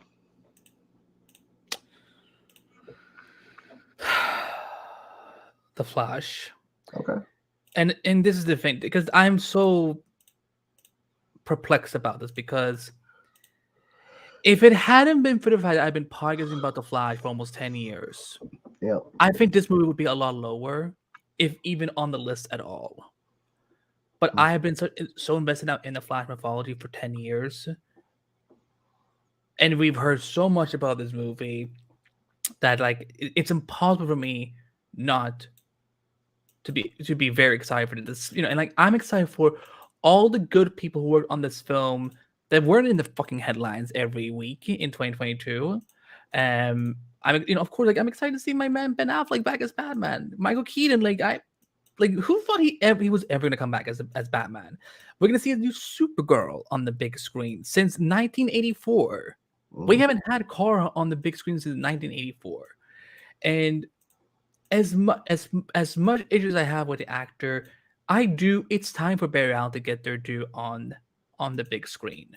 And I'm excited to see the Speed Force. I'm excited to see the new costume, the multiverse, other things. So there's just gonna be a lot. What is your number 2? Spider-Man Across the Spider-Verse. It could flip-flop between 1 and 2, but I'm sticking with number 2 for right now. As he said, the trailer is phenomenal. I don't need to see anymore. I'm already assuming this film is going to be great, and if it is as good or even better as the first film, then it's going to be a huge accomplishment, because it's going to show this is a very successful franchise. Because that first film really just did amazing. So I hope that this film is able to deliver. What is your number 2 most anticipated film of 2023? Even though Marvel Studios seems to have forgotten to promote this film, because there's not even one image. I need something. Why is there nothing for this? We have a logo. I've seen that logo so many times. I'm like, give me 10 seconds of footage. That needs to be on fucking Super Bowl next month. The Marvels? The Marvels, yeah. Yeah. What is your number 1? Well, it didn't change from my video. Dune Part 2. Part 1 from Denis Villeneuve was so good. I love the visuals, the pacing of the story, and the fact is we're getting now the complete story in Dune Part 2. People figured going in that he was going to deliver on the book and be faithful as possible, and he delivered on that. I haven't personally read the story, but I bought the from the original author the 6 books of Dune because of Dune Part 1. I bought the books. I haven't read them because I wanted to wait till this movie Part 2 comes out. Then I was planning on diving into the series that the original author wrote. But that was my number 1. I cannot wait for this. What is your number 1? You want to guess?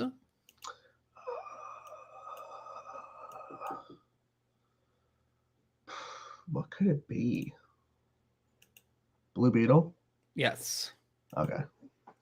I love Jaime Reyes. He's my Blue Beetle. I've loved him since Young Justice, and he's one of the few brown heroes that I have in my life. So I'm excited to see what this kid is gonna do as Blue Beetle, and it's gonna be such a huge milestone for Latino representation, and so I cannot wait to see Blue Beetle. But with that said, ladies and gentlemen, before we get to Q&A, we're going to do so we're adding a new segment to Endless Multiverse. It might not be every week, but we're definitely doing this week. So many of you are subscribed to this channel because you want to watch Chainsaw reacting to stuff. So, but sometimes on this show, we've done a few reactions here and there about things. And we're going to react to something that we actually neither of us have seen, that I only caught like the other day. That it was released like months ago, but it is this little spot. It's a little fan film based on Andrew Garfield's Spider-Man after the events of No Way Home and where he possibly ended up at. So, but first, I need to change to wear the right wardrobe. Oh my god! What? There you go. Okay. I love this hat. There you go. So, and we're gonna put a disclaimer. It is the movie was made by a content creator named Movila, who is amazing. You've seen some other stuff. Go check out their channel and the original video. We are gonna provide a link to the film in the description below once the live stream is over, and also when we, because we will probably put this up as a separate clip. So, I'm gonna just add this. Let's see, video files. How long is it? It is like 4 minutes, but but the video originally, because they also had behind the scenes footage, so it was like 8-9 minutes long. I'm like, we cannot watch something for 9 minutes. I'm like, oh, never mind, it's behind the scenes footage. Okay, let's see. Oh yeah, I want to see if we hear any audio first, because streamers sometimes like to be extra. Extra. Can you hear that? Okay, yep. Cool. We don't need to rewind, do we? No. Okay. So this is our reaction to this little mysterious Amazing Spider-Man fan film about what happened to Peter Parker after No Way Home. Let's do this.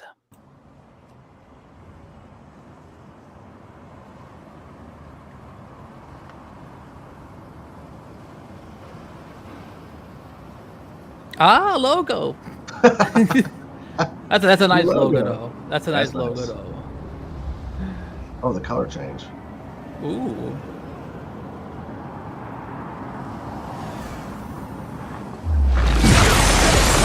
Oh.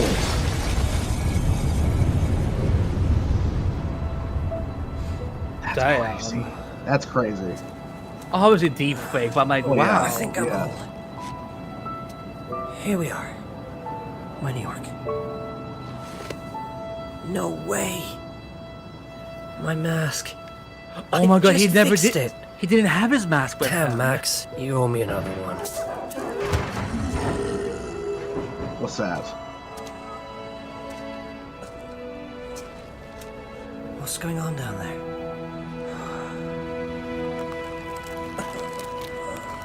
It's all right.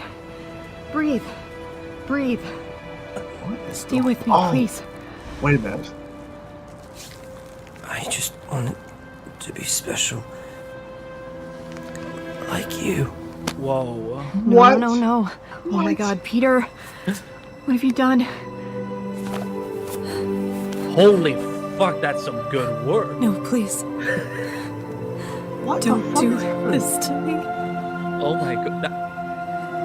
Emma Stone needs to see this.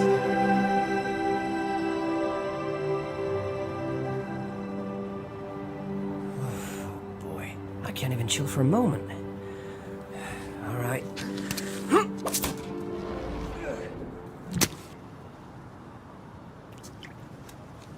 Hey, is everything all right? Okay, this is so creepy. Oh my god, This it's is like, so weird. how the fuck did they do this? Wow. Oh. Oh. Okay. Okay. Oh my god. Gwen? Peter? How is it possible? It wasn't. I just saw you die. This looks so good. Who are you? This must be a joke. It went to the wrong I universe. am Spider-Man. In my world. But for some reason, I think I took your friend's place. On my way back to my Earth. I can't believe I've said that twice I guess today. that works. Yeah. Your Earth? What are you talking about? Believe me, it's a long story. But Uh-huh. what happened to your friend, Gwen? Can I help you? Whoa, whoa! Careful. Take it easy, man. I don't even know you. Well. Yeah. In another world, you did. Yeah.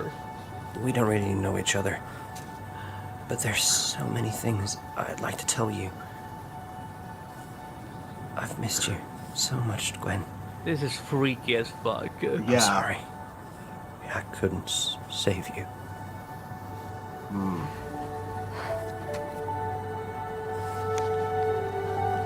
Aww. They did a good job with her suit, by the Forgive way. me too. That's a I very couldn't save you. Her suit's great.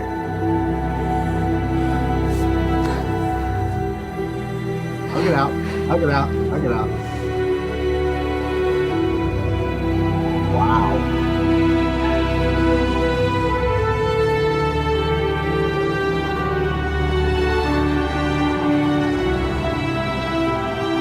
Good music choice.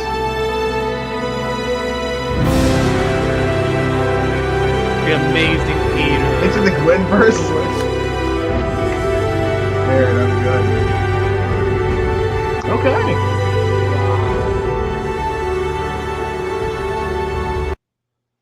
Wow. I'm sorry, that looks so fucking good though. Yeah.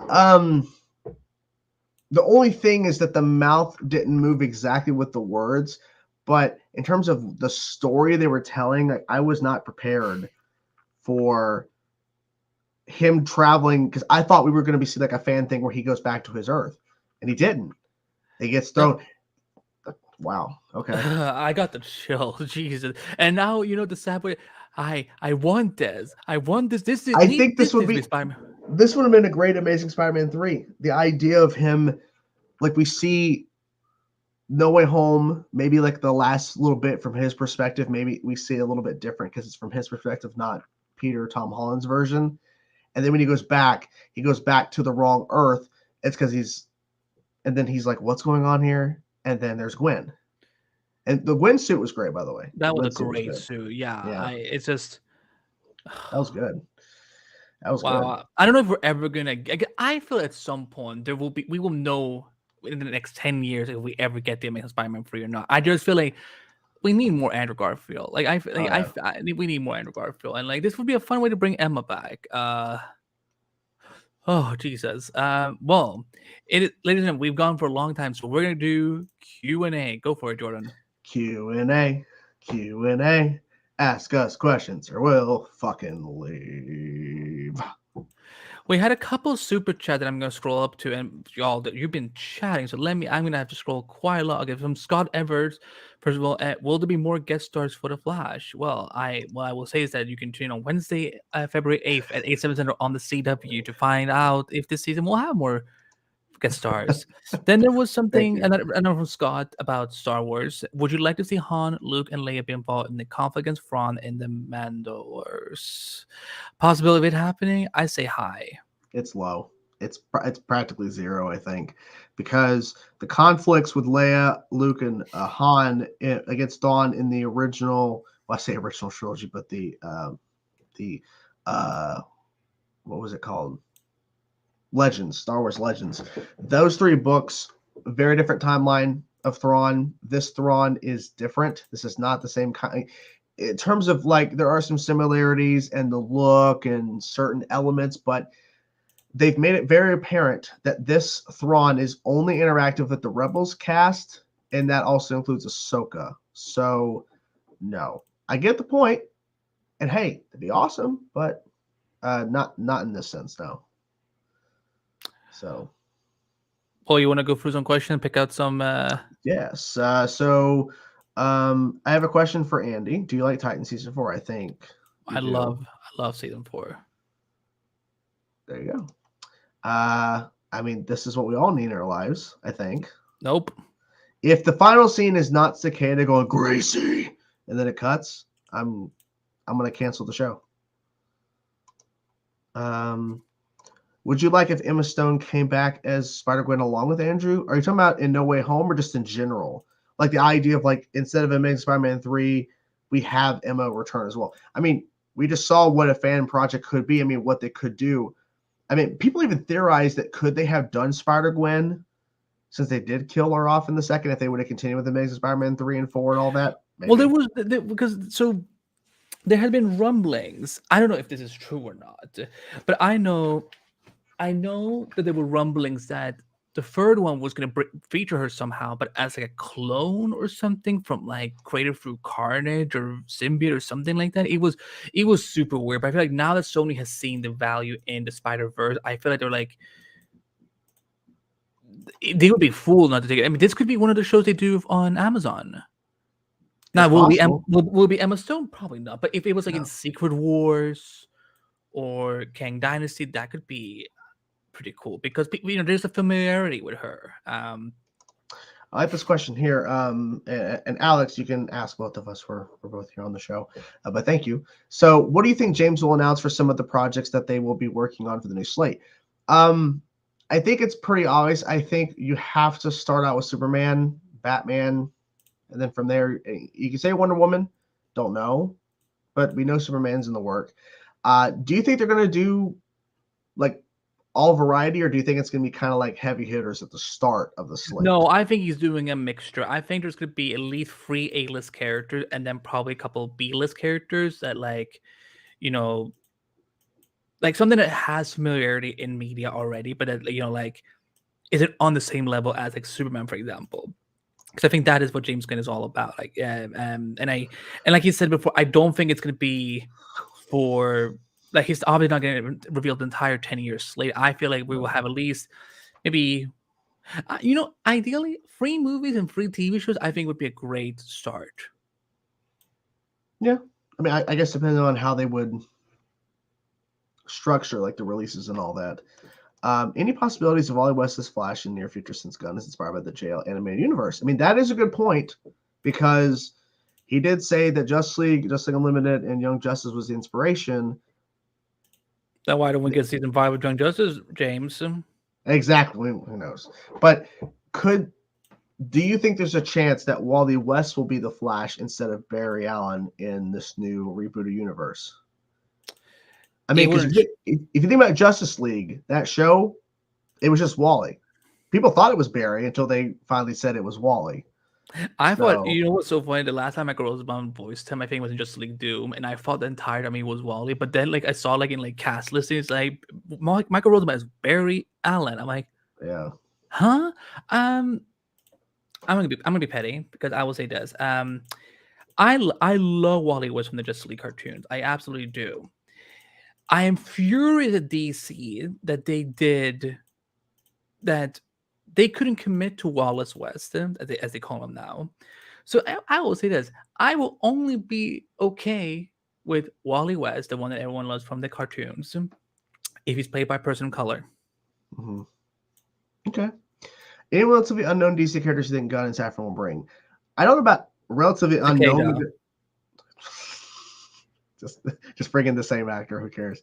I don't know about unreal because like there's a lot, because if you ask people in general like who like the name of these characters that can name off a good variety, I would say I think a character that I think we will see in the DCU, which we would never have seen in the DCEU, is the Question. I think we'll get the Question in this new DCU. I think because I mean if you think I would like it as a show. I would like it as a show. Oh yeah, like a mystery show. If you think on Just Like Unlimited when the Question appeared, like with hundreds. Well, I'm talking about a particular scene where Superman and the Question are in the area just for the 7 original members, and he's questioning everything, and he's like, where you guys keep your secrets and everything, and then he's talking about the Justice Lords when all that occurred in Justice League, and saying that whole scene just made me go, this is why the Question needs to be somewhere, because he literally will question.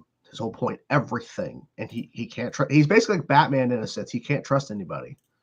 It's a shame that Kevin Smith said, because I don't know if you've ever heard this, but Kevin Smith actually tried to do a Question TV show on cable, but because there's some legality issues with the Question, because it was what was it? It wasn't like the comic that Shazam came from, but like the Question in Charlton Comics. So there were rights issues. That's why they couldn't do the show. Gotcha. Who knows?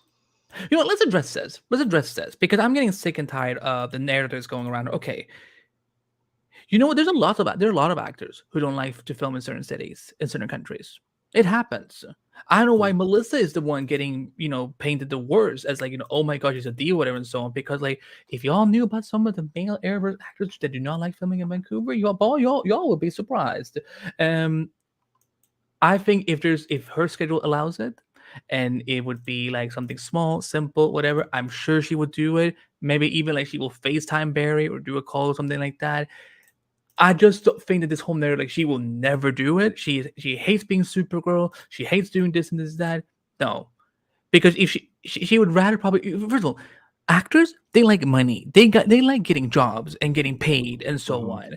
And remember, if she's working with the Berlanti Productions on her own show right now on HBO Max or whatnot, and I'm sure there are, if Eric has a story in mind and she has availability and she's interested, if it's like, like she films for like a day or two. But yeah, I'm sick and tired because it's also quite straight up misogynistic that, because we never hear this much focus about a male actor hating filming in this city or this city. It's always the women that we have to do this to. So it's like, like it's 22, not even 2022 anyway. It's 2023. So fucking get with the times. So next question. I think Mr. Terrific will have some sort of role since he posted that photo. I mean, I think James was hinting at things. And I agree with this. I wonder how you feel about this. The idea of establishing Flash and Green Lantern's friendship as they do have which ones? Like who's your Flash and Green Lantern? Is it Wally and John Stewart? I mean, no, my Flash is Barry Allen, but Same. my Green Lantern can flip it. Mostly it's John Stewart growing up. But the idea of Hal and Barry's relationship from like the comics, what they've done, of course, in certain iterations of DC films, and of course with John Stewart and Wally West and Justice League. I mean, I think regardless, just the idea of their Flash and Green Lantern having a bromance or having some sort of friendship, I think that's something they should definitely do somewhere. Let me. That's a spammer. You know what surprised me? The DC. Given how tight Oliver and Barry became in the Arrowverse, I'm surprised we never really saw much of that in the comics later on. Mm-hmm. Yeah, because it's essentially Barry and Oliver. It is essentially Barry and Hal in a lot of ways. I'm like, why wouldn't they take advantage of that? Just like you and just like leaving HBO Max, yep, along with other stuff as well. Have we heard anything where those shows are going? There's not been any word yet. I mean, I think I've asked you this before. Was the Amazon deal, was that confirmed to happen or no? It's almost been confirmed because that came out of Chang and Dungy's mouth herself. It's the president of Warner Brothers Television. I think the speculative people had like that this means that old shows could move over to Amazon. I think that's the speculative part. Okay, so the deal was done that that Amazon is going to be doing DC animated stuff. Or as far as new stuff goes, yeah, that's what I think they're doing. Okay. So, but I would think that this might mean that stuff's moving over to Amazon, because that would mean Amazon has to pay the licensing fee for these shows. But that also helps Amazon because they have a huge customer base that will jump on, and then they'll be promoting in on the front page, boom, Justice League, Justice League Unlimited. You can watch this show. You can watch this show. So if they're getting new content, DC content on Amazon with this deal with Warner Brothers, it would make sense to have some of the, I don't think all of it's going to move, but I think the stuff that he's leaving in January will move over there because it will help the transition, the idea of you're going to get DC animated content on Amazon. So, and I still think this is stupid, but it's Warner Brothers trying to earn more money. It's dumb, but whatever. I have Amazon Prime, so yeah. I mean, I have it too. But here, can I say this though? I understand that because listen, like a studio wants to be profitable. I totally get it because, and again, the old regime they fucked up quite a lot. For me, what I don't agree with Warner Brothers and what I don't understand about this is how is animation not profitable for you?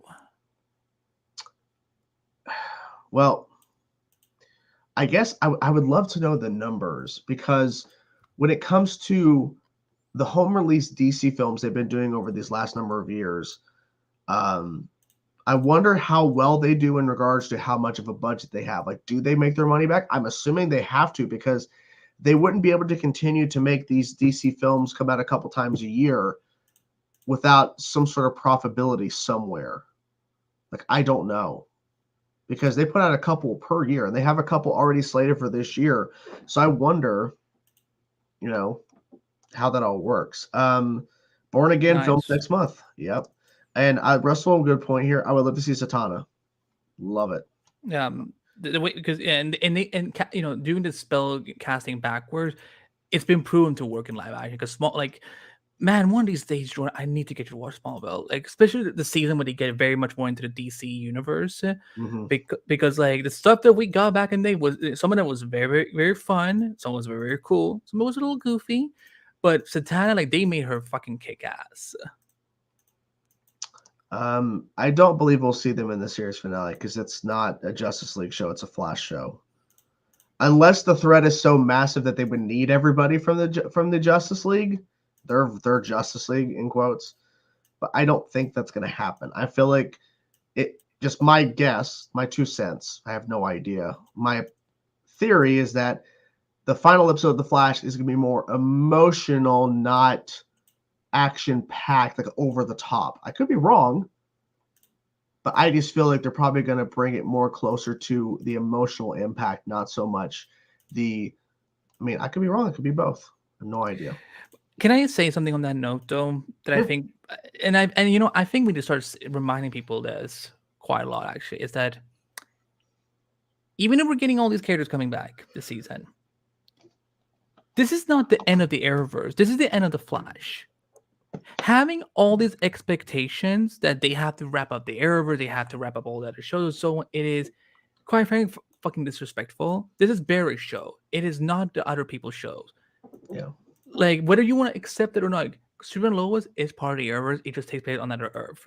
I don't need, here's the thing. If we get the Justice League in the series finale, they can only be there with limited dialogue. Just be there, do action scenes, whatever and so on. I don't need them to take the spotlight from the dude I've been watching for 9 years. I don't need them to come in and take more spotlight from Iris, and then she is already losing. So stop treating the series finale of The Flash as an Arrowverse series finale, and remember, this is called The Flash. All I can say about that is because, and I agree with your point, I think the reason why people are so wanting that kind of stuff or a bunch of people to show up is because, like,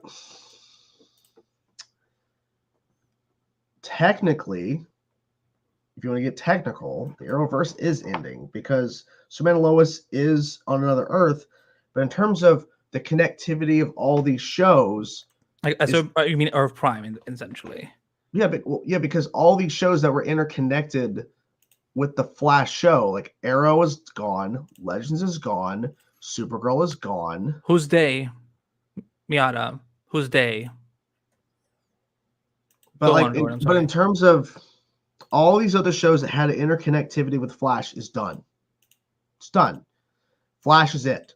Superman and Lois is not connected, and the fact that the fact that it's not connected is ridiculous and stupid because they could have easily just said it's not connected, but it just doesn't make sense because it's the same cast. Like you said, same Lois, same Clark, but whatever. Lucy and not the yeah. dog Lucy, but Lucy Lane. Yeah, it's not my dog. But could yeah, you imagine if your dog was on the show as Crypto? Yeah, but they've already said Gotham Knights is not on Earth Prime. Yeah, because remember, Batman is gone on Earth Prime in Gotham Knights. Yeah, that motherfucker is fucking dead. Like, here's what I'll say, Scott. I'm glad that you're very enthusiastic, and I think it's okay to have hopes and wishes, but understand that going in, you're probably not going to get that. If you're going in hoping for a great send off for the character of Barry Allen, you're going to hopefully get that. But in terms of you want to see every single character that was a part of the Justice League besides Ruby's Batwoman, get that out of there. I'm telling you, scheduling, budget, it's probably not going to happen because they're already spending a pretty good amount of budget on episode 9 to get all these characters back. I mean, I'm not saying that these actors ask for a lot of fucking money, but you have to pay them. And depending on how long they're on set, depending on how long they have to shoot, like it all goes in. And literally, they have a budget for 13 episodes. Like I have to be very careful. I mean, literally, there's been times Eric Wallace opened top at this, previous showrunners talk about this, where they have episodes they have built into seasons where they don't do much because they're saving money for an episode down the road. And this is an episode that they were saving money for probably because there's a lot of people they're bringing in. So that's why Crisis didn't have a lot of over-the-top stuff in it, but a lot of cameos because they had to pay all of them. That's why Crisis wasn't as big as grand as it could have been because they paid too much money for cameos. So at the end of the day, The Flash is ending, and unfortunately, this is the end of Earth Prime's continuity, and there's not going to be any other shows on Earth Prime's continuity. And when Superman and Lois is done, I'm not even talking about Gotham Knights. When Superman and Lois is done, that's it, guys.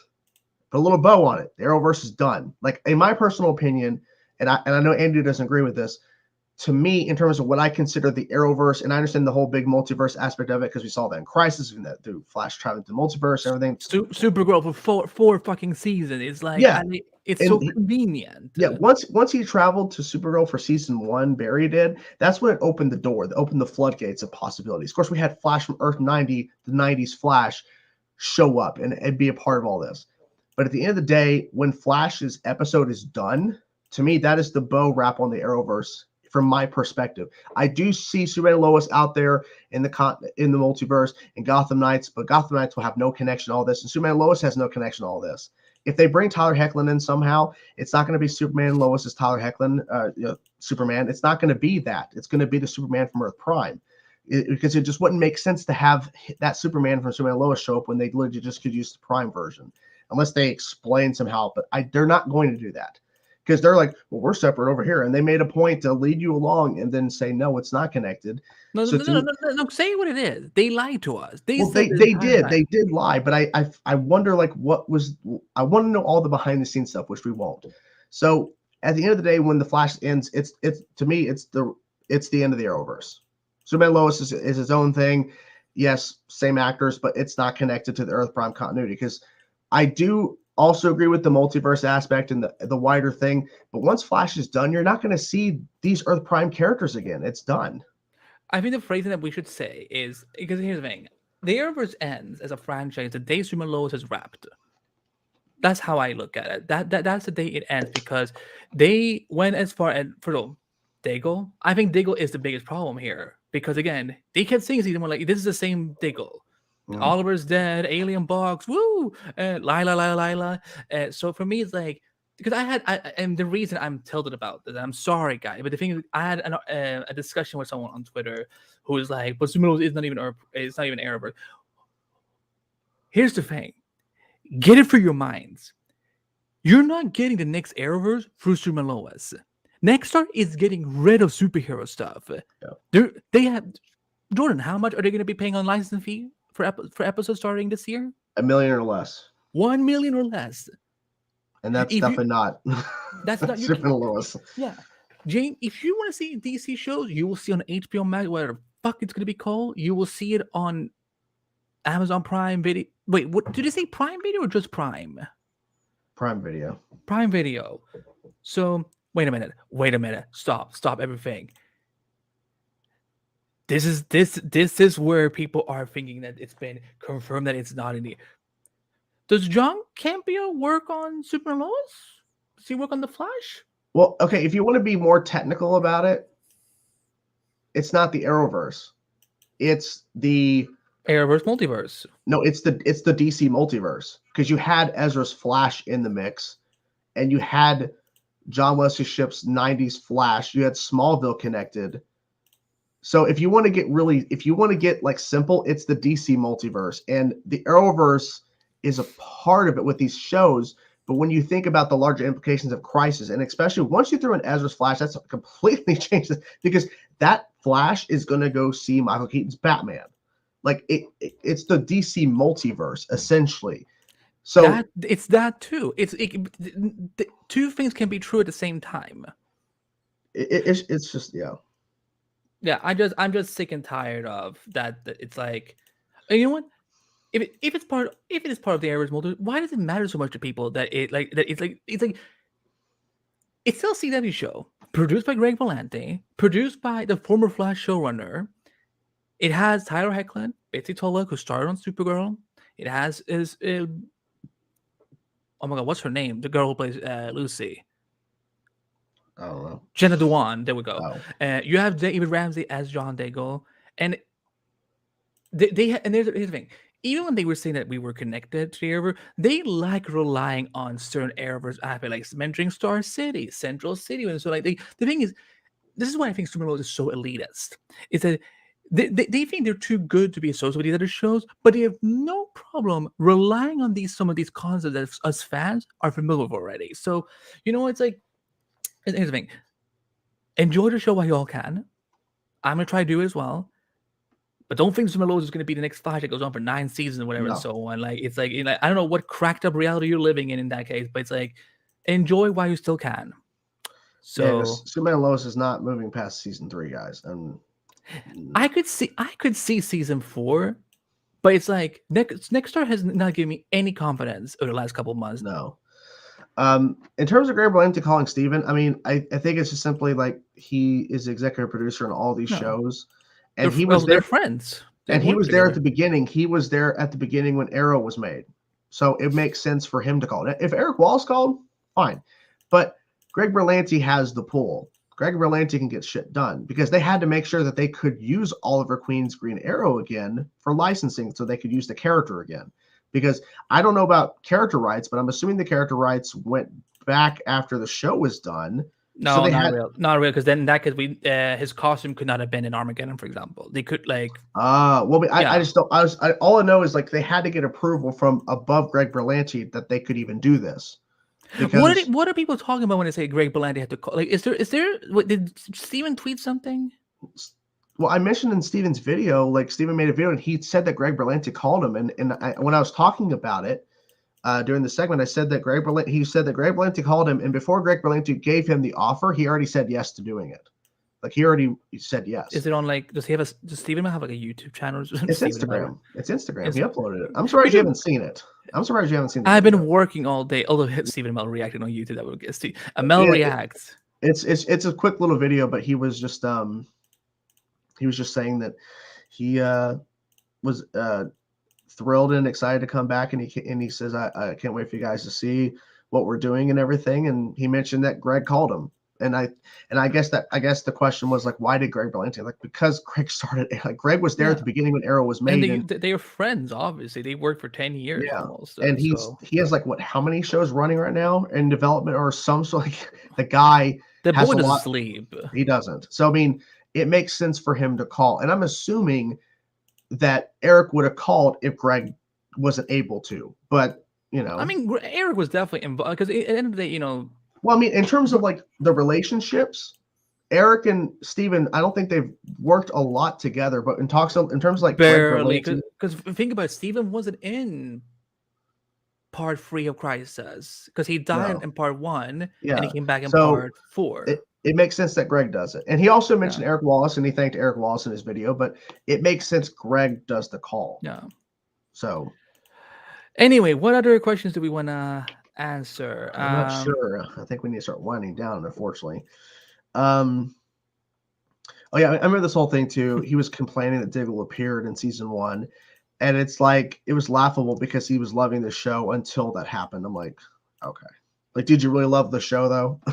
If that really made you upset. But this is the man baby that people listen to is saying, like, John Campus, it's not in the Arrowverse. Well, Thank you for the super chat, Connor. I just now we should have clicked on this sooner.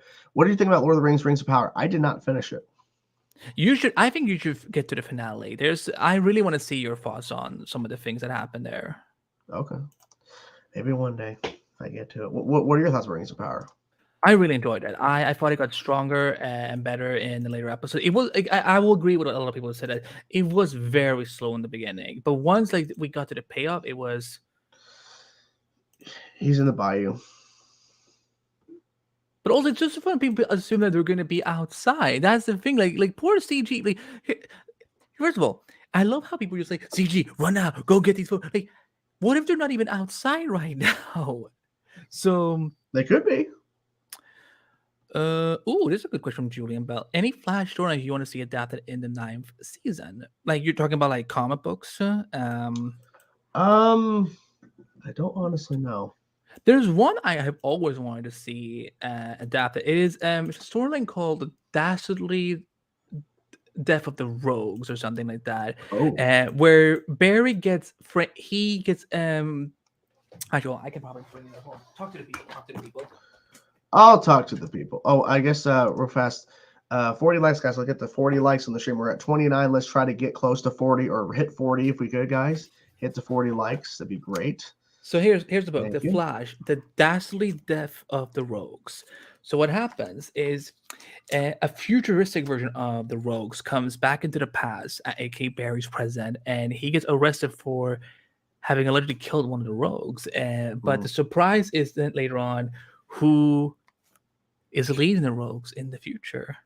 This was one of my first Flash comics I bought when I was going to start doing the podcast.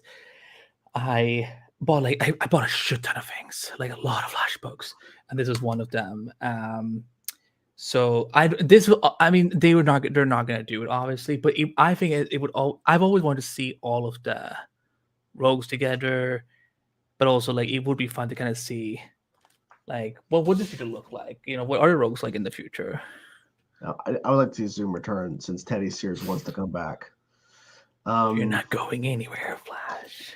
Do you think people who haven't seen Rebels will be confused watching Ahsoka? I think so. I hope they make it very apparent what's happening, but I'm assuming there'll be certain references and things. People are like, huh?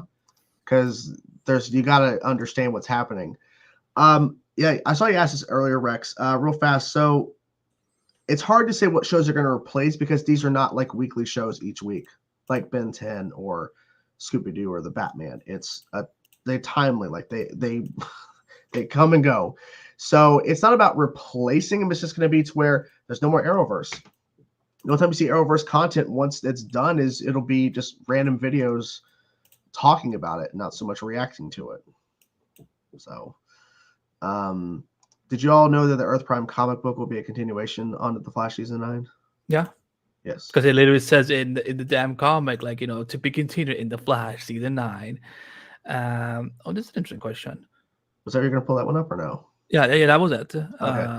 I mean, I don't really have a setup. All I have is my blue Yeti mic, and then I have my old Logitech webcam. I probably should get a new one, but yeah, that's what I have. And I have this is my secondary monitor. My actual laptop is right here over here, and then I have my phone. My wife actually just got this for Christmas, Shelby.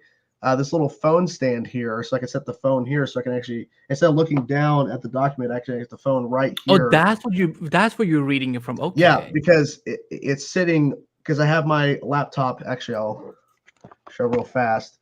So here's my laptop, and I have the phone right here on the stand. And so I'm able to kind of keep track with that. And then obviously, if I have anything pulled over here on this, that's why I'm looking over here. Okay, my Yeah. setup is a Yeti. It's a Blue Yeti Pro mic that I've had since 2015. It still works perfectly. I have the same camera as Chainsaw. I also have a ring light that is casting right upon me, and I actually recently just got these Logitech uh, wireless headphones. That's why you can see me walking away sometimes, and I don't even have like there's not even a. That's why I can still hear Jordan and see you talking like last week. But like and then yeah, I'm trying to get my Canon DSLR camera to work as my webcam because I want better quality because this camera is all starting to get very old. But yeah, we have a super different Victor. Thank you so much, Victor, Thank so you, much. Victor. In a twist, do you see Flash and 9 and the ending of Flash and 9 connect into the Flash movie? And hello, Andy and Shane. Well, hello, Victor. No. No. I'm sure the movie is going to be probably like running promos during the damn season. Oh yeah. Do you think that we'll see Grant in the movie? I'm not talking about anything about the Flash movie. What I know and what I don't know. Anyways, I want to see Sarah as White Canary in the Flash's Night. They would have to explain how she got out of jail from Legends, and it's a whole can of worms.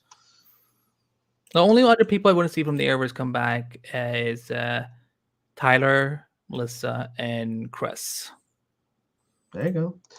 Thank you for supporting. I mean, that's where at the end of the day, I just got to do what I got to do, make my own content.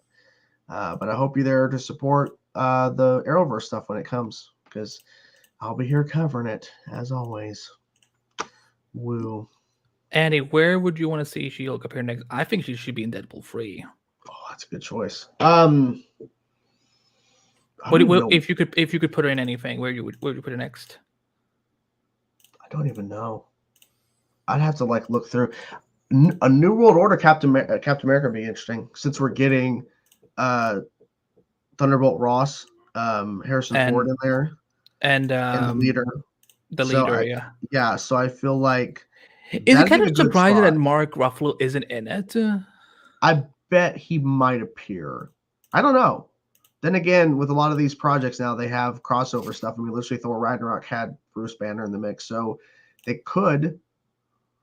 I literally have only seen up to the episode this week, which is the Gwen episode, the big Gwen reveal episode. I have not seen anything past that. I'm going to start filming more back on the shows next week, because literally I don't have Scooby-Doo for next week film, or Batman, or Ben 10. Like, I've been usually ahead a little bit, but I'm not. I took this week kind of to relax a little bit, just focus on other videos and not try to film ahead. So I'm going to start filming Monday. And I don't know if I'll get to Alien Force for next Sunday, but I'm only on the episode of the Gwen reveal. Oh, I hope this happens, because I shipped them. Oh, I didn't even think about that. Yeah, I mean, we'll probably hear about that because they're start shooting next month. We'll probably, if they do get her, there'll probably be rumors or something of Tatiana Maslany on set or something. Deadpool 3 and Daredevil, I think she should be in, and probably I'm trying to think what else is even coming up. Like, there's so much stuff, but there's certain things that wouldn't make sense. But I didn't even think about that, the Daredevil one. Yeah, but it's like, anytime she appears on the MCU, does she have to do the breaking the fourth wall, or like could she appear in Daredevil and it's like it's just completely serious? I mean, it could be completely serious. I mean, I don't think she has to break the fourth wall. That is a part of her character, though, so she could. But I think it would only depend on the tone of it, because she could break the fourth wall and not make a joke or try to be funny. It could be literally say she's in an episode of Daredevil, right? And something's going on. They're in a warehouse fighting or whatever, and Daredevil's kicking ass, and he says something like he gets really angry and he kicks the guy really hard in the chest, and she turns to the camera and goes, I'm staying out of his way, like he's fucking angry. But she doesn't have to turn the camera and go, well, that had to hurt. Like, it doesn't have to be jokingly. She could literally just break the fourth wall. I mean, there was that one fourth wall break. It was kind of funny in the first episode of She-Hulk, where she turns to the camera and Bruce is behind her, the Hulk behind her, and she says something that's kind of funny, but it's like she's not looking at the camera weirdly. It's just like that, and he's like, what are you talking about? Like, it wasn't exactly a joke per se, so it could just be addressing us that we're there, and not so much a joke. Deadpool 3 seems like the most logical choice. Like, And like maybe she could be the first character that welcomes him into the MCU. We do have to start winding down, but I do want to address this real fast, Charlie. The reason why it's hard people accept, number one, they just don't like the character. But the main thing is because people didn't read her fucking comic. That's why. Because she's a woman. That. But literally MCU guys. But literally it's because there are people that shit and hated on her character and the show that did not read a comic, that did not read and learn about her character. Because when you look at the history of She-Hulk and people are like, oh, that's not true. Look at if you claim you're a comic nerd, you should know this shit. She-Hulk predated Deadpool and was breaking the fourth wall before Deadpool was even created. So suck on that.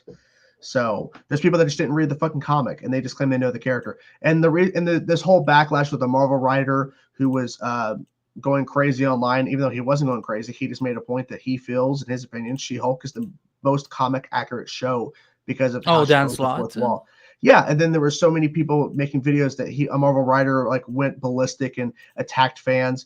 He was just making a point that people who don't read the comics clearly weren't paying attention because look, you can have your opinions on if you felt like the show just didn't work for you. It overall didn't work for me. But if you think about what the She-Hulk, like mostly what She-Hulk is in the comics, it's pretty accurate to the show. I just don't think it was translated that well into the show. And the storylines they did mostly weren't that great. And I really wasn't invested in them. But in terms of her character and how they went about the fourth wall breaks and everything, that's She-Hulk. That's Jennifer. Yeah. But yeah, so. But man, a woman making face for it's like a woman. Four. Yeah. A woman. Anyways. How dare they? How dare they? A woman. A woman. This has been quite a show, y'all. Yep. More rant than I thought there would be, but but that's what we do here on this movie. We talk about a lot of variety things.